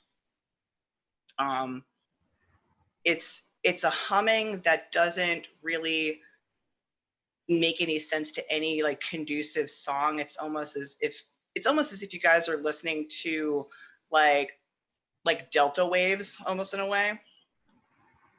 It's something that's not meant to be music, for sure. And he's smiling. He looks great. You know, the hair's down. It's all wet, and he seems to kind of be in his own little world. He doesn't pick up on you guys right now. Well, I had the flashlight, so I figure I had panned up on all of that, starting with the stump and then up to you. I think he probably would pause when he catches this kind of bright light in the corner of his eyes, and he kind of, you know, his hands kind of like swirl over the top, and then he turns and he squints. He can't see you guys from the refraction of the light, and then he'll just say, who's there?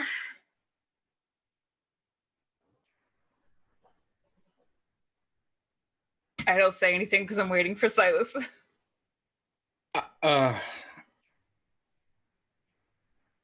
Okay. I'm gonna do that. Let's roll a die thing again. I mean, I even fail when I set my own difficulty in my head with a single die, because Silas like wants to call out to Ritter and just can't, and just is staring. So I see that. It's us. His hands kind of plunk down into the water. Who's us?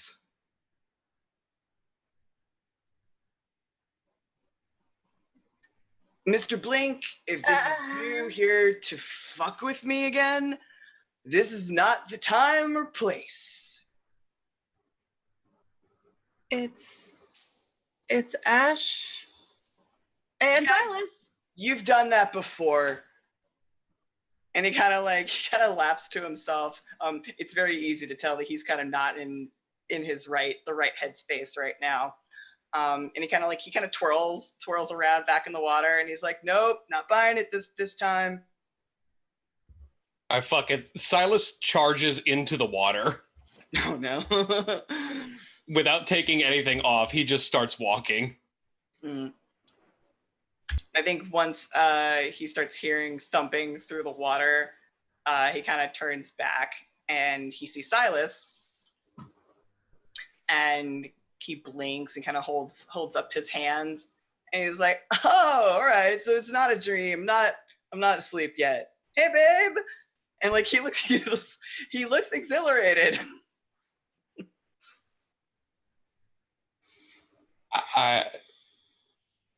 He's just kind of standing like 3 feet from you, just staring at you. I don't even know what he's thinking, so I really don't know how to describe how he's looking at you.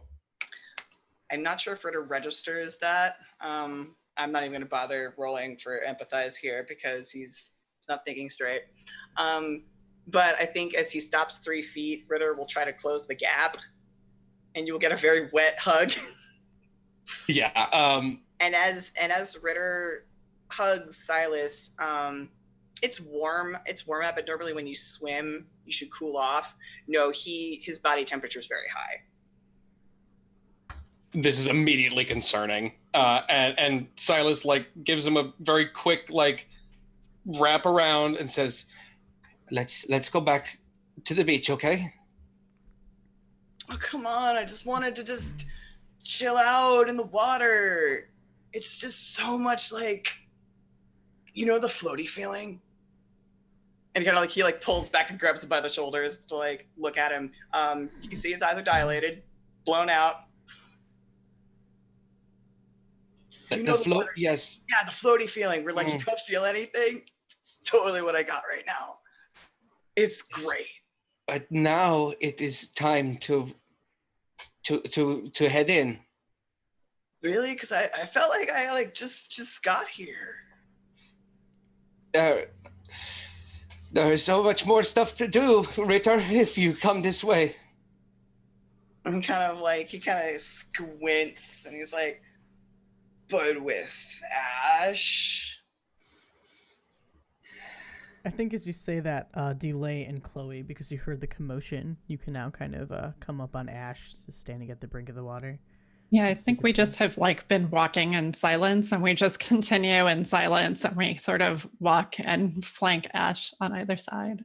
Yeah, she has kind of like let the flashlight kind of droop a little bit, and for like a moment she let herself be really fucking pissed at Chloe about the drugs, and then the entire conversation they just had about how this is all her fault came flooding in, and she is just looking at Ritter and crying.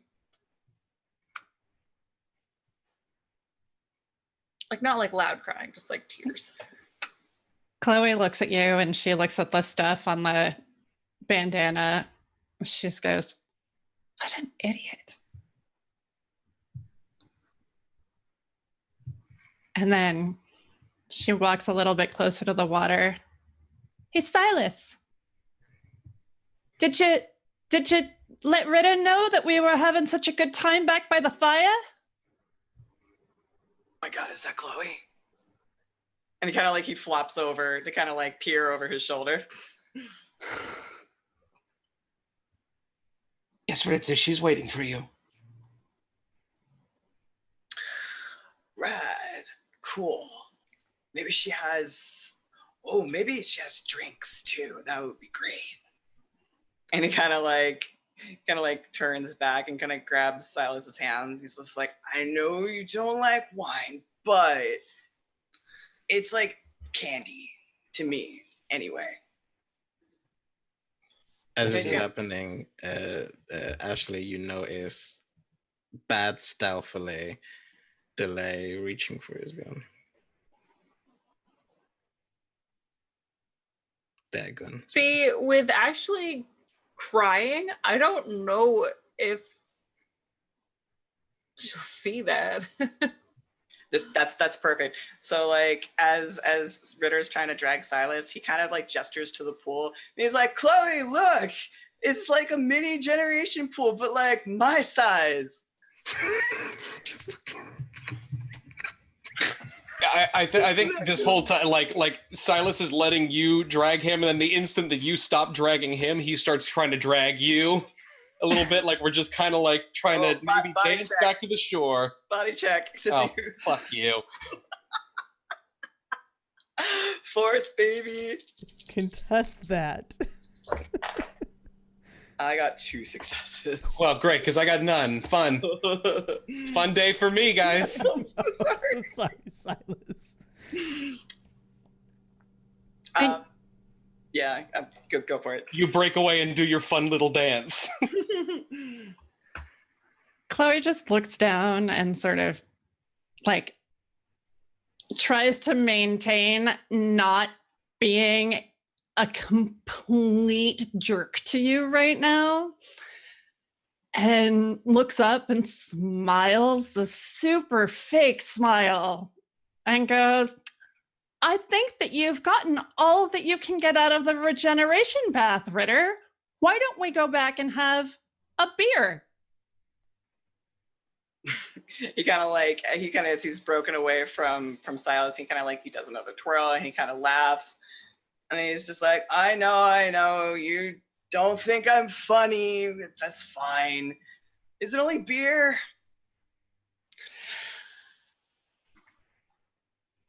I don't know. We'll see what's back at the fire. Okay. But you'll never find out if you stay in the pool. He laughs. He's already kind of like moving towards the shore. He's not even registering delay or Ashley or anything. Sorry? You want to fucking run that by me again? Gunshot rings out, and as you're walking back to shore, is my auto success here. The bullet streaks past you, like almost like clipping your hair. It hits like a duck that was like flying off. And I just kind of said in my breath, it's not a fucking threat. Forget this. And he pauses at that, and I think he's close enough to the shore where Delay, you can see his eyes. The dilated pupils, like, they contract, like, instantly, before they kind of they open back up, and he laughs. He laughs, and he's just like, "Whoo, you are a bad shot." I wasn't aiming for you. And they start walking to like the pier, take off the jacket. I'm gonna get some more food. Starts undressing to get the duck. How close to the shore is Silas at this point? As close as you want Silas to be. I'm gonna roll a die. That's an even number. He's just gonna fucking try and tackle Delay. Oh no. Roll me a move check, Delay. It can be a force. Because if I see this, I'm gonna try and... Nope, it's a move. They're trying to tackle you. You need to move out of the way. If you want to punch or something, then you could do a... Oh, wow. I would have punched, but today I already rolled a 1-0. Yeah. So, yeah, you tackle.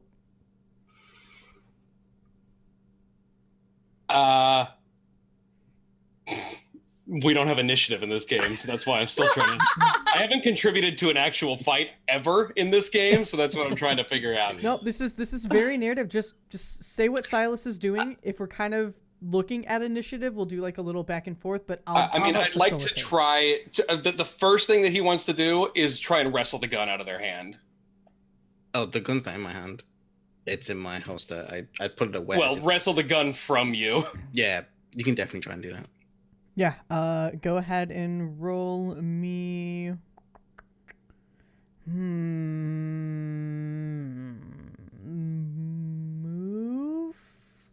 Force? Are you sure it's not an investigate? An investigate to find where the gun is on their body. But no. Do a force, because you're forcibly moving something out and away from them. That is no successes. Okay. So you're struggling. Delay. What are you doing? This guy's trying to grab your gun. You can use scars to auto succeed, right? If I remember correctly, I can't remember how that works. Mm-hmm. Okay, so you know. Yeah, you don't not your scar. Is it your scar or is it the It's your shame. It's the shame. Scar and the shame. It is harder to use your scar as an auto success. Mm-hmm. Yeah, you really have to justify the success for that. Yeah. So I'll say it and you can tell me if it's good. I'm tackled, and as he's going for it, you know, my hands. And I'm going to use my scar, which is called I Wear What I Hate. My hands are no longer my own. And I'm going to just grab his throat and move him up and like kind of hold him there, kind of moving up a bit. If you allow that. Knowing your hand, I'm allowing that. That's a success. You've used your scar. Yeah. I'm not choking you. I'm just like holding you. And then I think if you check your scar, I think it's a one-time thing. Mm-hmm. Period. Like you use it once and then it's gone. Correct. Mm-hmm. Yeah. Mm-hmm. You check that. Cool. Yeah, I would double check that. Is there a way that with sort of skin-to-skin contact, Silas might have a psychic episode? Jesus fuck, you're all the goddamn...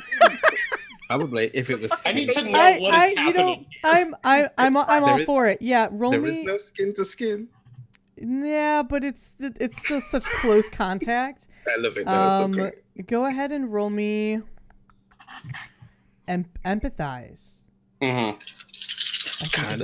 Call this all this dice. Well, it was 8d6 and I got 1 success. Okay. Oh, You get a searing headache. Okay, do I like pick anything up? Yes. Delay has some very complicated emotions, and I think when they reach out and are even touching you with their hand, you can sense this sort of utter resentment and detachment regarding even having to make that type of movement or having to rely on this particular appendage. And as soon as you feel that, the blindness kind of subsides. So you're not choking him, you've just kind of moved him out of the way. Yeah, I'm just like, get off of me. And you feel the pressure, but there's like no choking happening. Yeah. So are we both still on the ground at this point? If any of us can jump in, I feel like Yeah. I if anybody else had wanted to. Ritter's definitely gonna intervene. To what extent, I don't know yet. Okay. I think Ashley's more lucid. Yeah, I think Ashley's To going to be the respond person. faster. And a lot closer. Yeah. Oh, yeah. Okay, I feel like I probably would just be trying to get Silas off of Delay, but not too rough. Although I don't know mount strength in general. Are you getting him off with a baseball bat? No, I didn't bring that. We just pry you off through a gentle line. Just give him a concussion. It's cool. I'm getting ready to check injured, by the way. Oh, Jesus, fuck.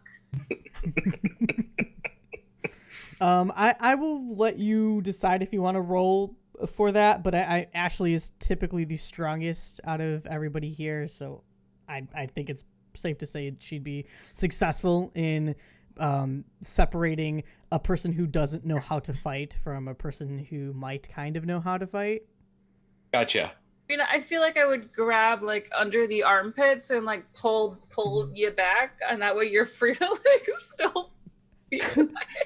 I think that Chloe sees Silas with these like air fists kind of going and realizes that Delay actually was trying to shoot the duck and looks over at Ritter just like drag dancing still in the water and just like drops to her ass and just starts laughing hysterically. Silas is just screaming obscenities in Swedish. I was gonna say Ritter stopped dancing after the gunshot went off. So Okay. Yeah. Will you actually try to shoot the duck? Yes. And she falls to the side and it's just like fetal position laughter. That is bullshit and you know it. super good shot for how dark it is out right now. And kind of like he does like a bit of a spin. He kind of goes over to Silas to try to detach Ashley from him. I'll let go. It's not a threat. So. No. But you are. You've been a threat to yourself, to all of us, ever since you came back. What is that? Was what? What did I feel?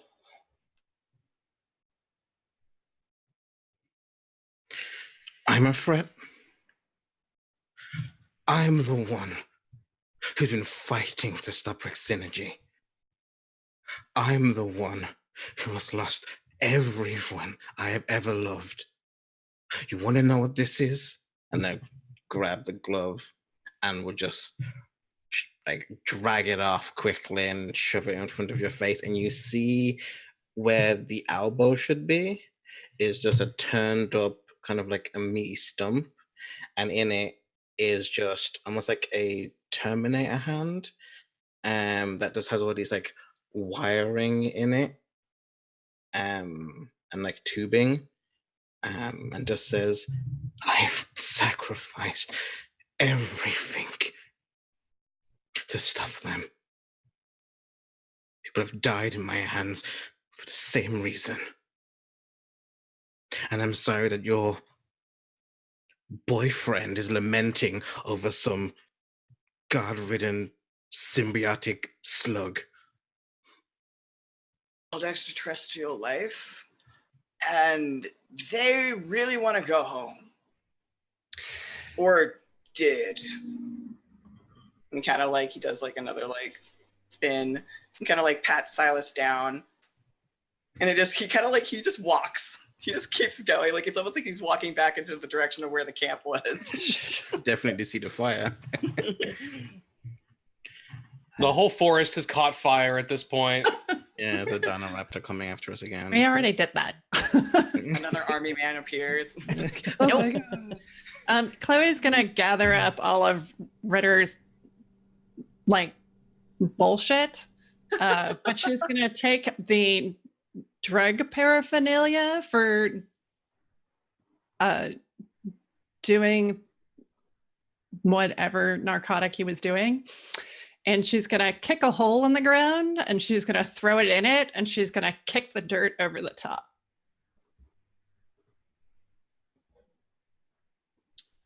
And then she's gonna say, "We should go back. Did I get your duck?"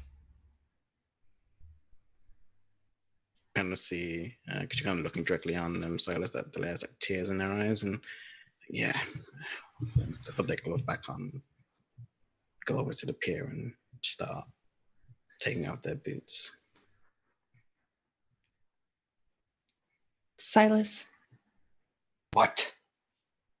go after Ritter.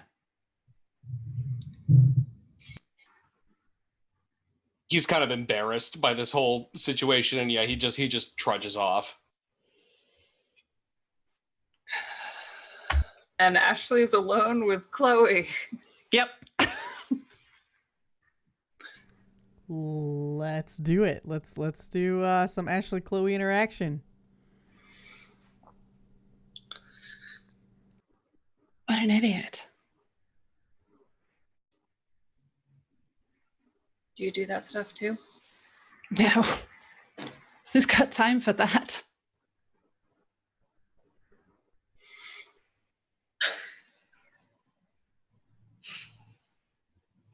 I mean, I've done some drugs, but I mean, some drugs are a commitment, you know?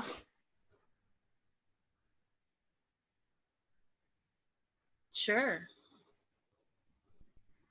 I mean, things have been really hard. I mean, you were always overwhelmed. How do you do it all? I have the sports, and I have school, and I have friends, and I have bad things to look into, and I have scholarship programs to pursue, and my stepmother hates me, and I don't know, it's a lot. There's only so many hours in the day. So if you can't sleep sometime, you gotta figure out something else. Where did you go? You just never came back to school. Oh. Yeah, And I mean, your hair's really cool.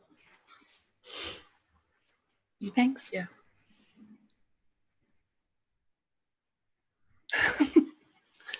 Talking about hair and people just shotguns. I don't.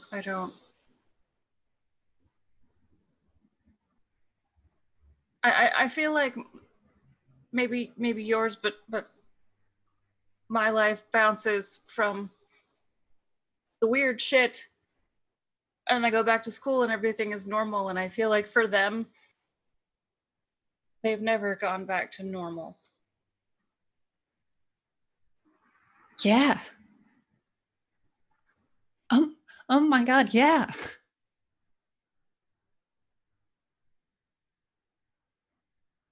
So I don't know how we're supposed to magically fix all of this when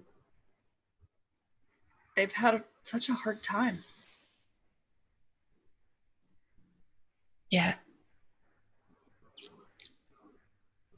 I mean, I just kind of decided I can't fix it, you know? I mean, I talked to Rita some, and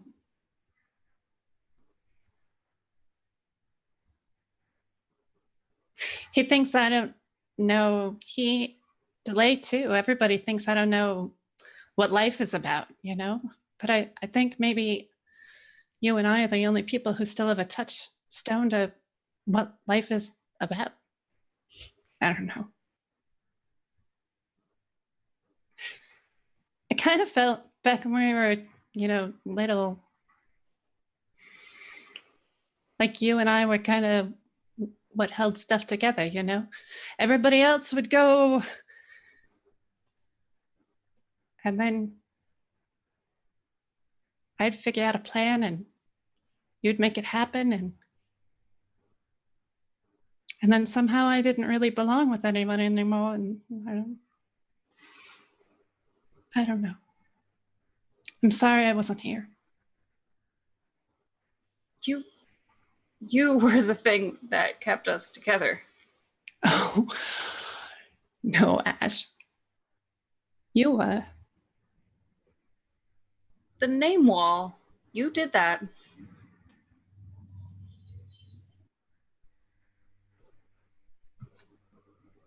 And I've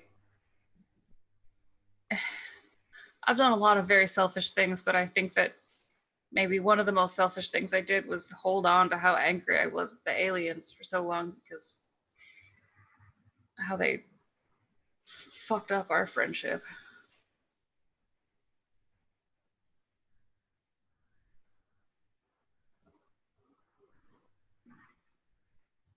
Chloe just looks at you and like big, huge anime tears form in her eyes.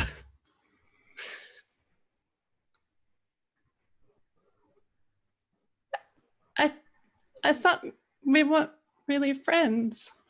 I mean, you never, like...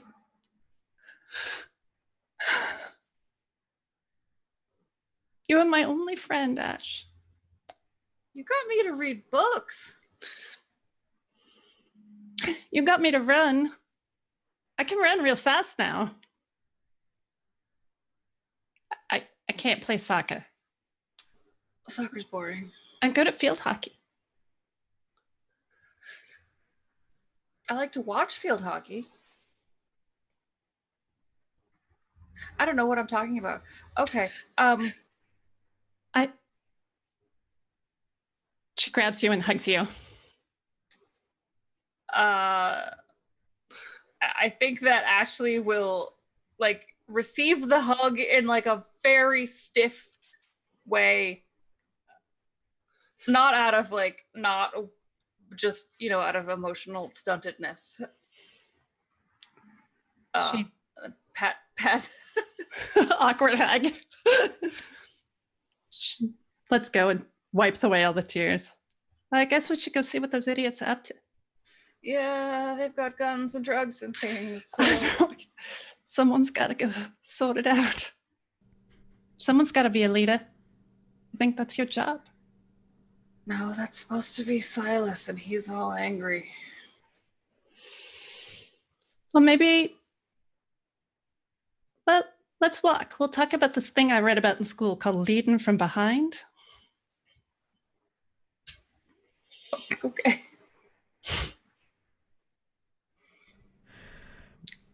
She kind of... Oh, sorry.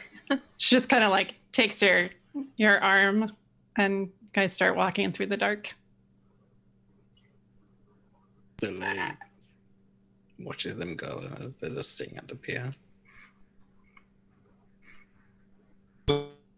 Limp duck in hand. No, they never went in. They were just sitting there.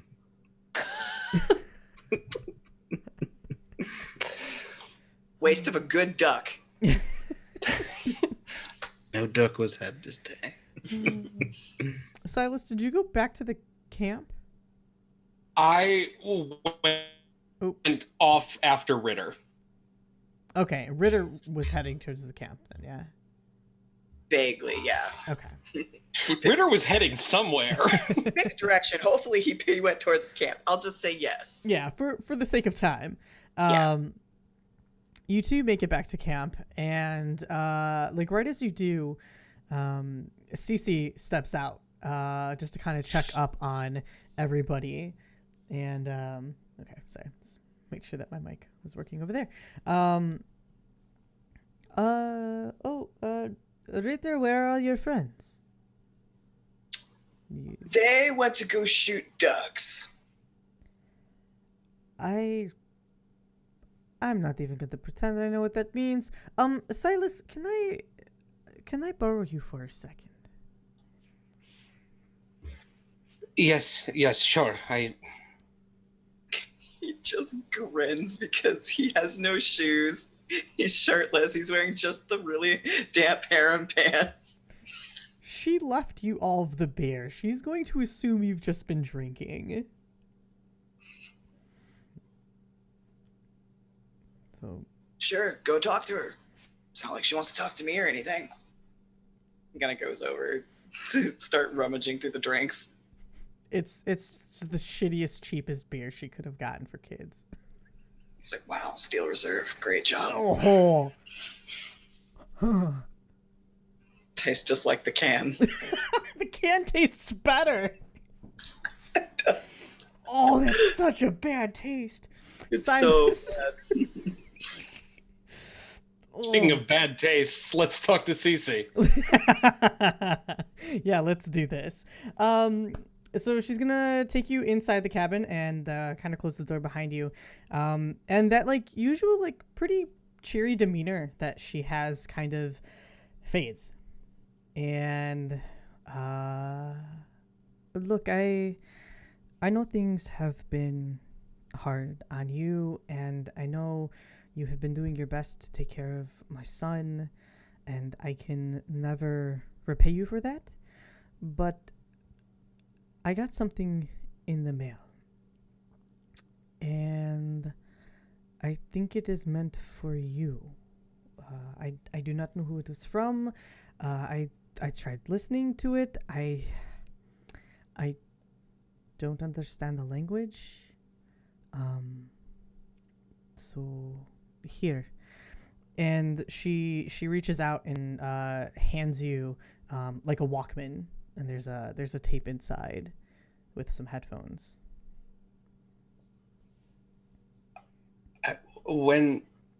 What?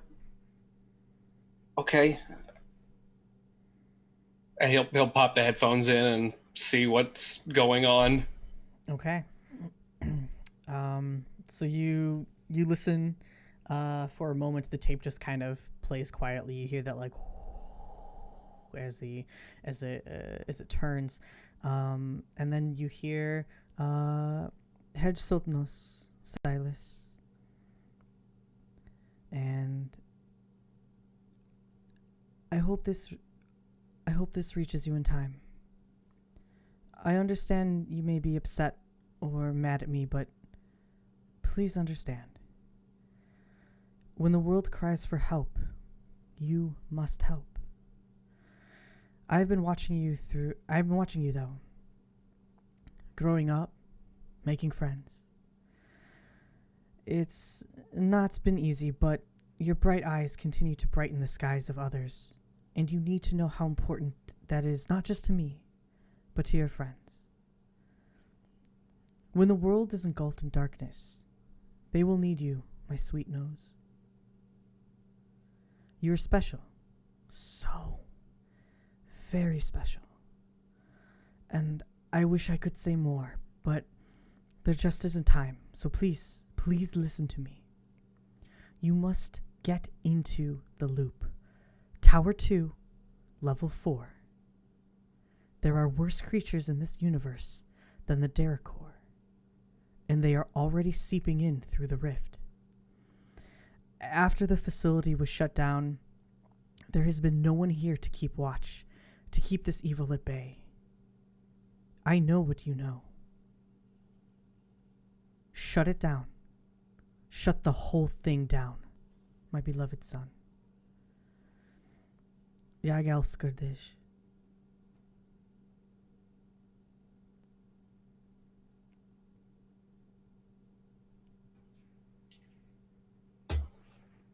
Silas just really slowly takes the headphones off and just puts the whole thing in his coat pocket. Because he hasn't heard her voice in how many years? Like, so many years. Mm-hmm.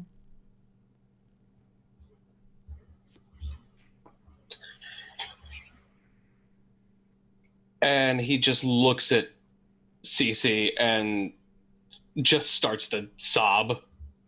Not even necessarily about this, just in general. Mm-hmm. Yeah. It's just become so much tonight. She's just gonna reach out and just hold you tightly as if you were her own child and letting you cry into her shoulder.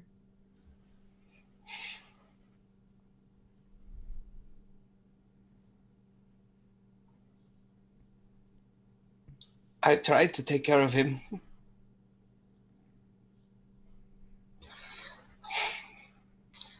But I don't know.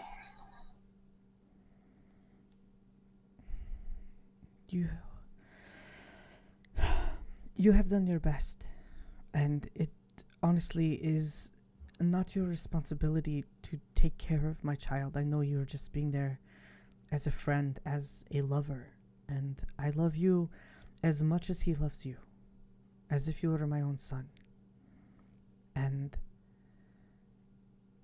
I will forever blame the blood that runs through his veins, because it is only half mine, but it is also half not. And sometimes there's nothing that either of us can do to stop that. But I want you to know that whatever is on that tape, whatever you need, I am here for you. Do you understand, Silas?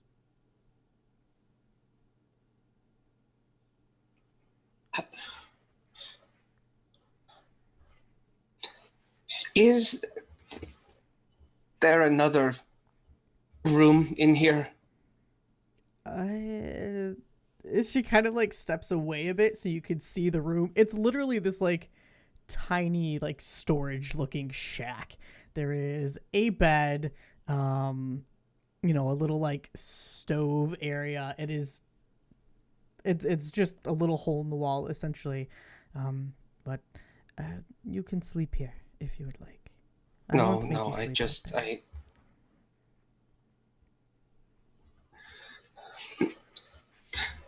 I need to look after him, and I don't know if he... It's whatever. You tell me what you need. What can I do for you? What will make any of this easier for you? Because you are so caring. Your heart just... You are so open to anybody and everybody that sometimes I think you forget that you also are deserving of love. And sometimes I feel my brat of a child doesn't quite give it to you the way that he should. So it is important that you know that you are deserving of that love, and that you're allowed to tell my son to give that to you, that you deserve that. I don't know how much I deserve it.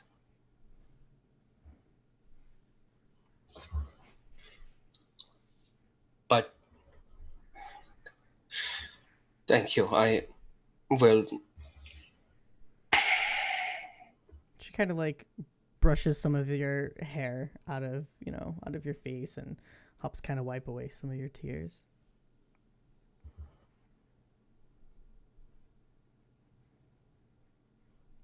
I don't deserve it. Why don't you deserve it, Silas? Everybody deserves to be loved. And I swear, so help me gods, if my boy is not giving you the love that you need. It isn't his fault.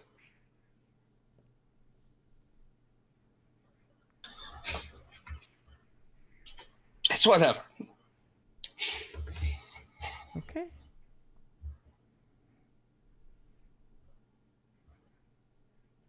You can go back out with your friends. Or if you like, the offer still stands. You can sleep on the bed tonight. But I thought that one should hear this. I don't know Swedish, so I assumed that you would be the best person to listen to this tape. And I just wanted to take a moment and thank you for being with my son.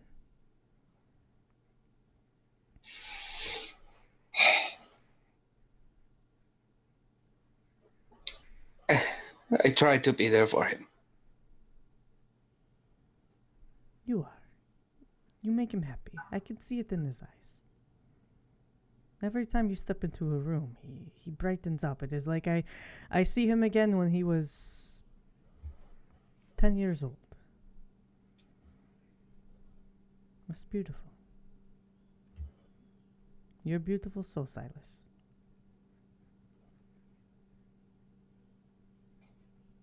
He's not gonna argue anymore. He's just gonna quietly nod and then turn to leave. Okay. But he doesn't believe a word of any of that. He believes that she means it, but he doesn't feel it. Sure. That makes sense. In the meantime, what is everybody else doing? Ritter, you were alone in the camp for a little bit until Ashley, Chloe, and eventually Delay make their way back. Nope. Nope. Or not. What time of year is it? It's summer. It's summer. Yeah, they don't come back. They're like at the PS though. Okay. Yeah. I think Britter probably cracked open the Steel Reserve, tasted it, made a face, it probably, poured one out for the boys because he wasn't going to drink that. And probably picked up Sarah, who's probably been silently rolling around, following Silas back, and has kind of Plunking up against the stairs of the cabin. Yeah. He's probably, just probably like hanging out by the fire, kind of murmuring to this orb, not in a tongue that would be very familiar to Ashley or Chloe. But he's gonna he's coming down from the high, so.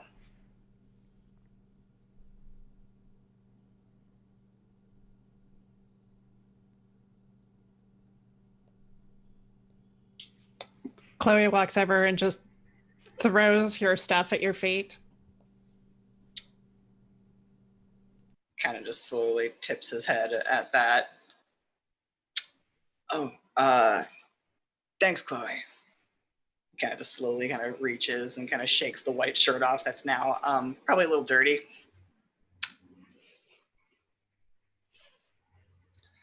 And he kind of starts tying up the bandana. And he'll kind of shake his head and he's like, sorry, you gave it to me and I didn't really want to, deal with the bullshit. So that's why I wanted time alone and everyone decided to follow me anyway. You get that, right? No, I don't.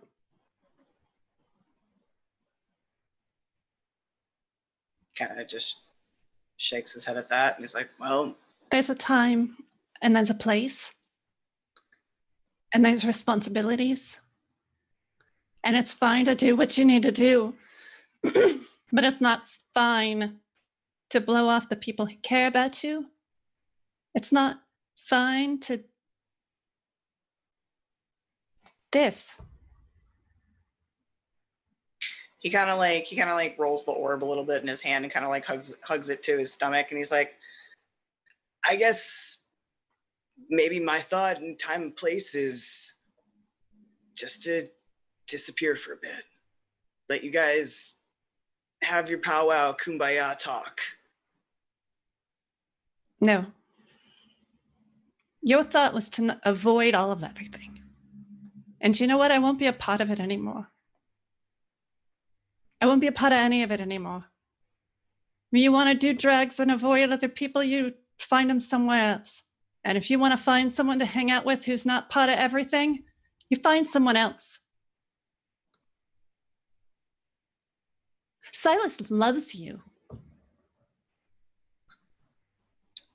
He kind of like clicks his tongue off the roof of his mouth. He's like, it's a big change from what we did at the bunker, but all right. Yeah, you know what? You're right, because I'm sober. Now you are. Yeah, and I wasn't then. So what do you think it actually means to me?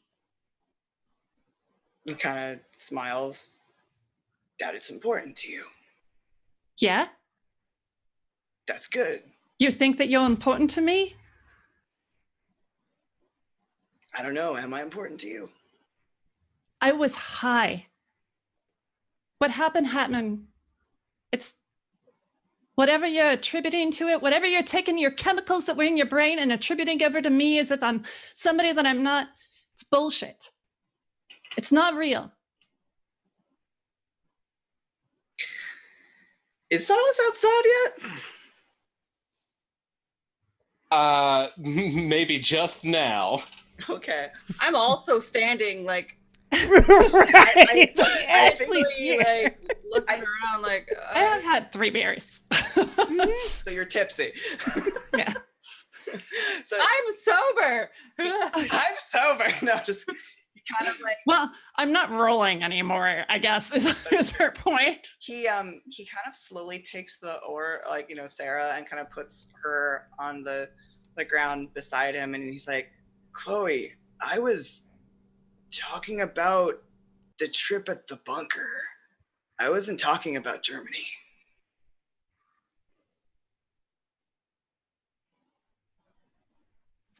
Fine.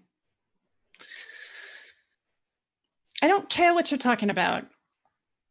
I guess maybe that's the point. That you don't care what I say? Not right now. We're friends, Rita, but you gotta get it together. You need to stop avoiding what you've got with Silas. You need to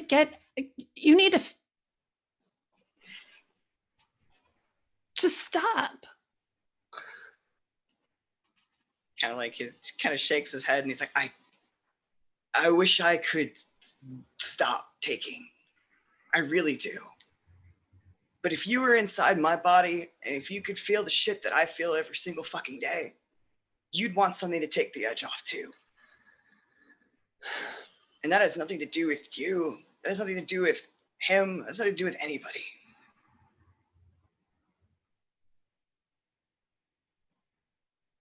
It's not anybody's fault that I got shot in the stomach, went through, clipped my vertebrae, and kind of like points to his back. And that fucked me for the rest of my life. It's not your guys' fault. It's my fault.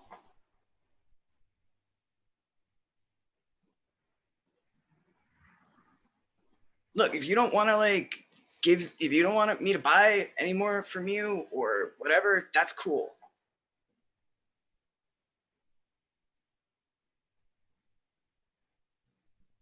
But sometimes I just want to take the edge off. That's it.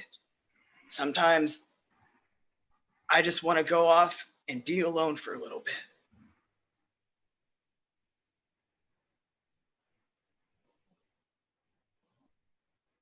And if what I say doesn't matter, then I guess I shouldn't have even been here for your guys' kumbaya anyway.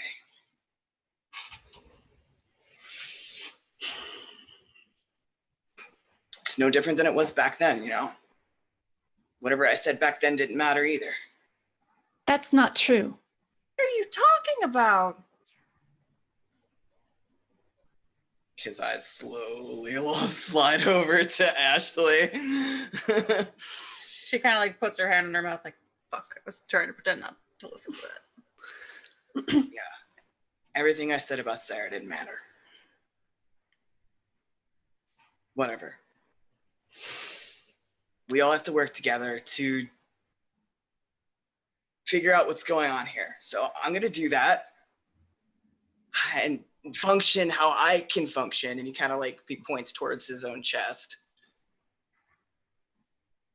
And everyone wants their happy ending, right? I mean, Chloe, you want to go to college, be super successful. And I don't know, be like a geneticist or something. I don't know what you want to do, but like, you want to do super important things. Silas is looking for his mom. Ashley, I don't know what you want to do, but I'm sure you have something that's important to you that you'd like to do other than this bullshit. So the sooner we get down to the bottom of it, the sooner everybody could just move on, right? Actually, don't. Congratulations, we're in the same boat.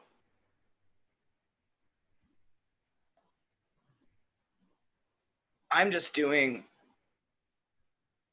what makes me feel like I can function and that I can help with the situation, whatever that is. So if you're mad about me doing drugs, and he kind of like, he turns, he like looks for Silas briefly. Does he see him?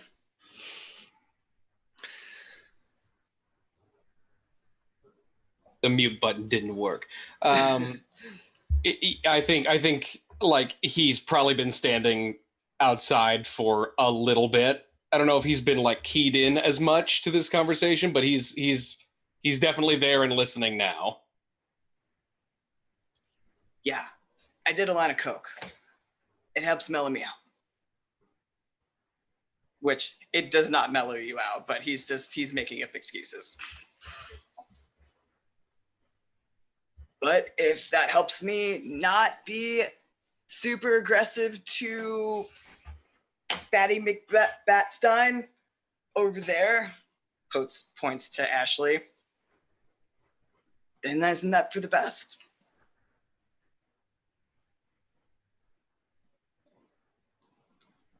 Where's Delay? Still at the pier. Cool. Maybe they'll shoot more ducks. I'm gonna roll a die real quick. Okay. Silas just doesn't say nothing. Ashley's just looking at Do Silas. it, Michael! God! Oh my god. Ashley's looking at Silas like pleadingly, like, say something. Return. Yeah, babe. And kind of like he turns to face him.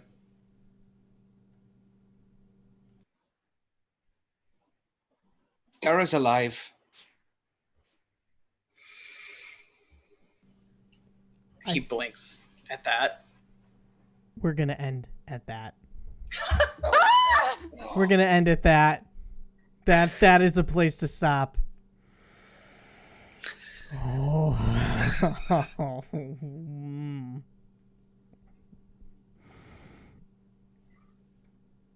Did you get what you wanted, Joey? Did you get it?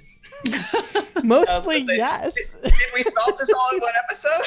Ooh. Wow. What the fuck? That was a roller coaster. But a fun one. so much fucking angst. So much fucking angst. Oh, wow. All right. Real quick though, we did hit 20 retweets. If you would like the opportunity to win a set of dice from Tabletop Loot, please type in all caps "friends" in the chat right now. We're gonna close out and do let everybody do their outros, and while I type in literally everybody's name that wants to join the giveaway, and then I'll get in touch with you in a moment once I draw a winner. Wow. Yeah. So we'll start with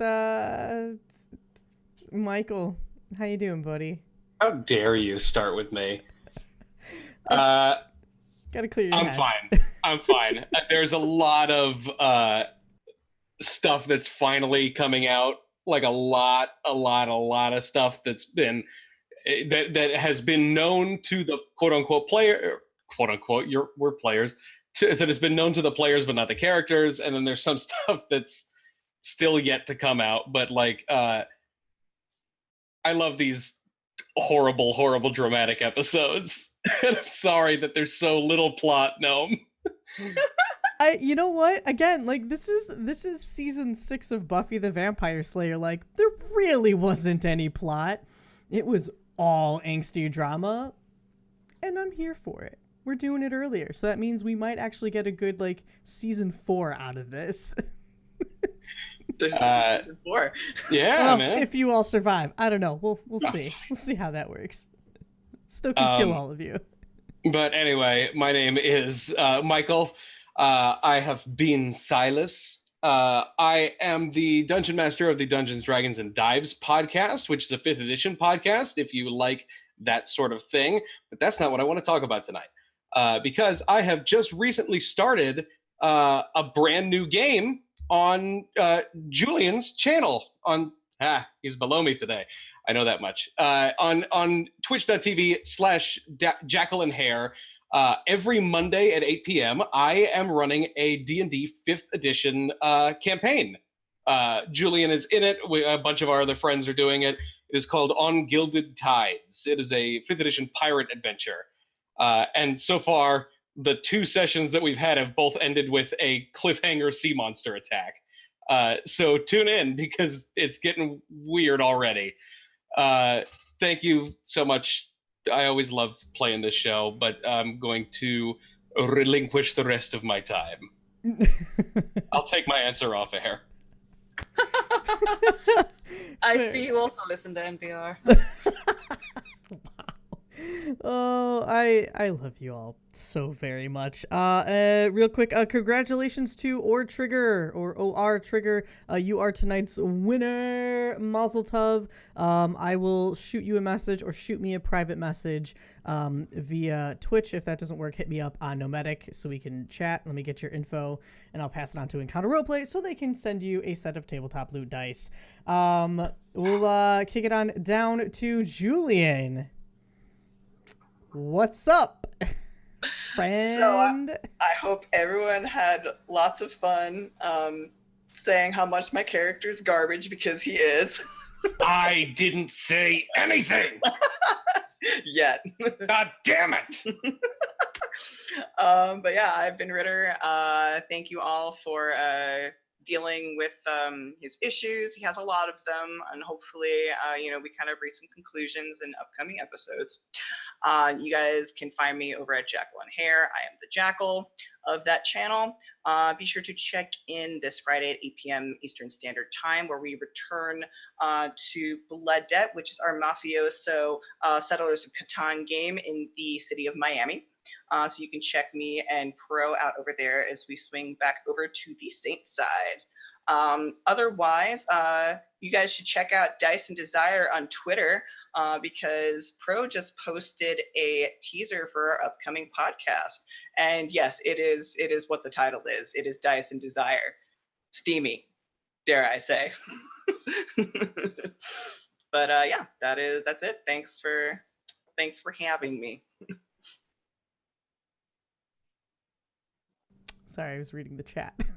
It's always a pleasure having you, my friend. Thanks for keeping it super fucking classy here over on Little Busters. And That's sarcasm. Is it though? Janaya, hey, how you doing? Doing all right? I'm doing good. I'm a little emotionally spent, but I'm doing pretty good. Yeah, Chloe had some big scenes this episode. It was really nice. Yeah. I feel like I got to actually like reveal things this time, which it was hard to like. I was appreciative of having that opportunity to be like, here's the things to put on the table. That was good. But hello, my name is Janaya, and I make art and play good games with nice people. You can find me pretty much 24/7 on Twitter at Janaya. And you can find me this Saturday on twitch.tv/Anarysis, where I will be playing the second session in a Ryutama game. We did the first session, which was a kind of world generation of Ancient Stones, written by Little Cup of Joe, who's also running the game. And we are starting a Ryutama, and I am playing an adorable witch. And then the following Saturday, you'll be able to find me on twitch.tv/otherdoc, where we will be playing session 1 of Invisible Sun, where I'm playing somebody way creepier than Chloe. Even season 1 Chloe. I'm very excited. So we just did session 0 for that, and it's so weird, and it's going to be so good, and I just can't wait. Oh, that sounds... I mean, Invisible Suns is... it's really right up your alley. You're gonna have a great freaking time with it. The whole game has been made for me, and I've been like kind of knocking on doors, but I always seem to like be at the wrong scheduling time, and I'm so excited to play like a full game of it. So we're doing the directed campaign, and it's gonna be great. Yes. Oh, I'm super excited. I'll definitely want to know how all of that goes, because it's one of those out there games. Like but like in a really cool way. So it's awesome. Well, thank you for joining us. Foolish time, Little Busters. Britt, how you doing? You okay? I know it was an pretty emotional episode too. I'm good. Yeah, I didn't come into this episode thinking that this was going to be the time to drop the Sarah bomb. It just seemed to be necessary at this juncture. Yeah. But Silas telling Ritter makes it sound like he was complicit, which is, oh gosh. Okay, yeah. I am Britt. I am at Atomic Firebird, not, as the overlay says, Atomic Fireball, which is adorable. I had to remake the overlay tonight because we had a Chloe and not a Darcy. And I took the old overlay from Chloe's time on, which was where you weren't on, so I had to redo yours. Fuck me. I'm sorry. No, you are not the only person that's ever done that. It's the second time somebody's done that. So, Atomic Firebird, and I am, speaking of the other person that has typed the overlay as Atomic Fireball, I am on Scraticus's channel on Tuesday for Call of Cthulhu. And then on Thursday mornings, the podcast that I'm in, Heroes of the Hiding Way, which is a Star Wars podcast, drops in the morning. And that's all I do right now, because it's summer. That's good. Summer schedules are pretty nice. So that's real good. I do apologize for the freaking typo. Damn it. What's up, Pro? How you doing? Hey, it was a pretty emotional night for you too. Finally got some reveals going on. Yeah. People finding out about my weird Terminator hand.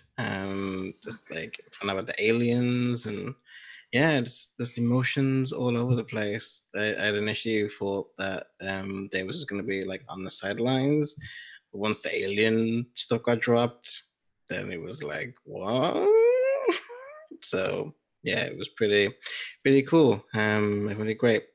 But yeah, I have been Delay. I am Pro Restarter. You can catch me on Twitch, Twitter, YouTube, and Instagram, all under the same name. I do a slew of stuff throughout the week, so be sure to check out my Twitter for that. And yeah, as that was mentioned before, I am the producer and GM for Dyson Desire, the Black Banner, a Tal'Dorei Tale trailer that just released today.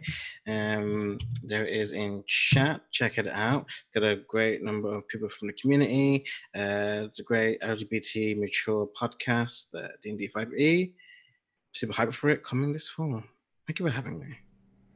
Thank you for playing. Very, very glad to just have everybody back. I mean, we're missing our beloved Darcy / Ripley, and who knows how this would have gone if we had the youngest one out of everybody. The littlest Buster. The littlest Buster. The still little Buster. That things might have gone differently. Things might have gone really differently. But no, thank you all for coming to hang out. My name is Nomadic. You can find me on Twitch, Twitter, and Instagram as a Nomadic, properly typed out below me. But I am in a whole bunch of shows and podcasts. This week has actually been incredibly busy. I have 5 games and I'm recording a podcast, which usually runs for like 6-ish hours. So there's a lot of D&D going on. So bear with me. I am here every Wednesday, obviously running this Tales from the Loop / Things from the Flood game, which is very clearly my favorite game of all time. Like, let's just whatever favorites, right? I play favorites. For all my favorite children. Yeah, we fucking learned that today, huh? What a blow. Anyways, I'm also really good at being a gnome. I cast Magic Mirror, and I'm in 2 places at the same time on Wednesday nights. You can also check me out over on the God's Fall Twitch channel, where you can catch the premiere video recording of Rise of the Demigods. It's an all LGBT cast and characters playing in the world of Calgun, which was created by Aram Vartian, who makes the God's Fall podcast. It's super awesome. Definitely check it out. If you can't ever tune in to watch it, check out the podcast. You can listen to it whenever. Thursday nights, in particular this Thursday night, I'm over on Unmade Gaming's channel, where we play Men of Letters, which is a dieselpunk eldritch horror game. It is our season finale, so things are about to go kaboom. We're going to be doing a lot of punching, and that's all my character's good at doing, so I am so freaking excited for this. I just want to punch in the Cypher system. It was my first time playing Cypher. I fell in love with it. I need more Cypher system in my life. Then on Friday, I implore you to come hang out on Bag O' Snails Twitch channel. We are doing a fundraiser game. My favorite of all of my sons. Unfortunately, is going through an incredibly rough time. His dog is very, very, very, very sick. So we're trying to raise money to cover the veterinarian bills. So if you could please come and hang out with us. We have some amazing people playing. I believe the Opera Geek is going to be there. Goblin Gabe is going to be there. Just a whole bunch of really cool people that are part of the community that are just, they want to be there to help support Nova, who is just this sweet little dog. It means so much to us and to our dear friend Snails. So please come and hang out with us. I believe that starts at either 7 or 8 o'clock Eastern time on Friday night. It'll be on Twitter. Just look for all that on Twitter. What else are we doing? Monday nights, you can catch me on the Greyhawk channel, where I also DM a 5th edition Dungeons and Dragons game set in the Feywild of the Greyhawk setting, based on Florence and the Machine music. So if you are a fan of Florence, definitely come and hang out. It's very witchy, very wispy, very Feywild, and that's pretty much where you can find me for the rest of the summer. Big shout out again to everybody for hanging out with us in chat today. We always appreciate your comments. Love the clips, Navigator. Thank you for grabbing those. Always fantastic. Absolutely a blast seeing them. Everybody who participated in comments and helped retweet. We did hit the 20 retweets. So again, congratulations to Or Trigger. You were the winner for tonight. We've already talked. I got your information. But yeah, we will be back next week with a full cast. We will have 6 players again. My favorite thing now to say is, oh, hey, Gnome, what's your preferred party limit when you DM? Oh, I prefer 4 people. 6 now. 6. We're just always going to have 6. It's great. Can't stop it because I love all of your faces, and super excited for next week because we're going to have the full party, slightly different layout so we can all fit our gorgeous faces on here. But until next time, friends, we'll catch you later. Have a good one. Bye.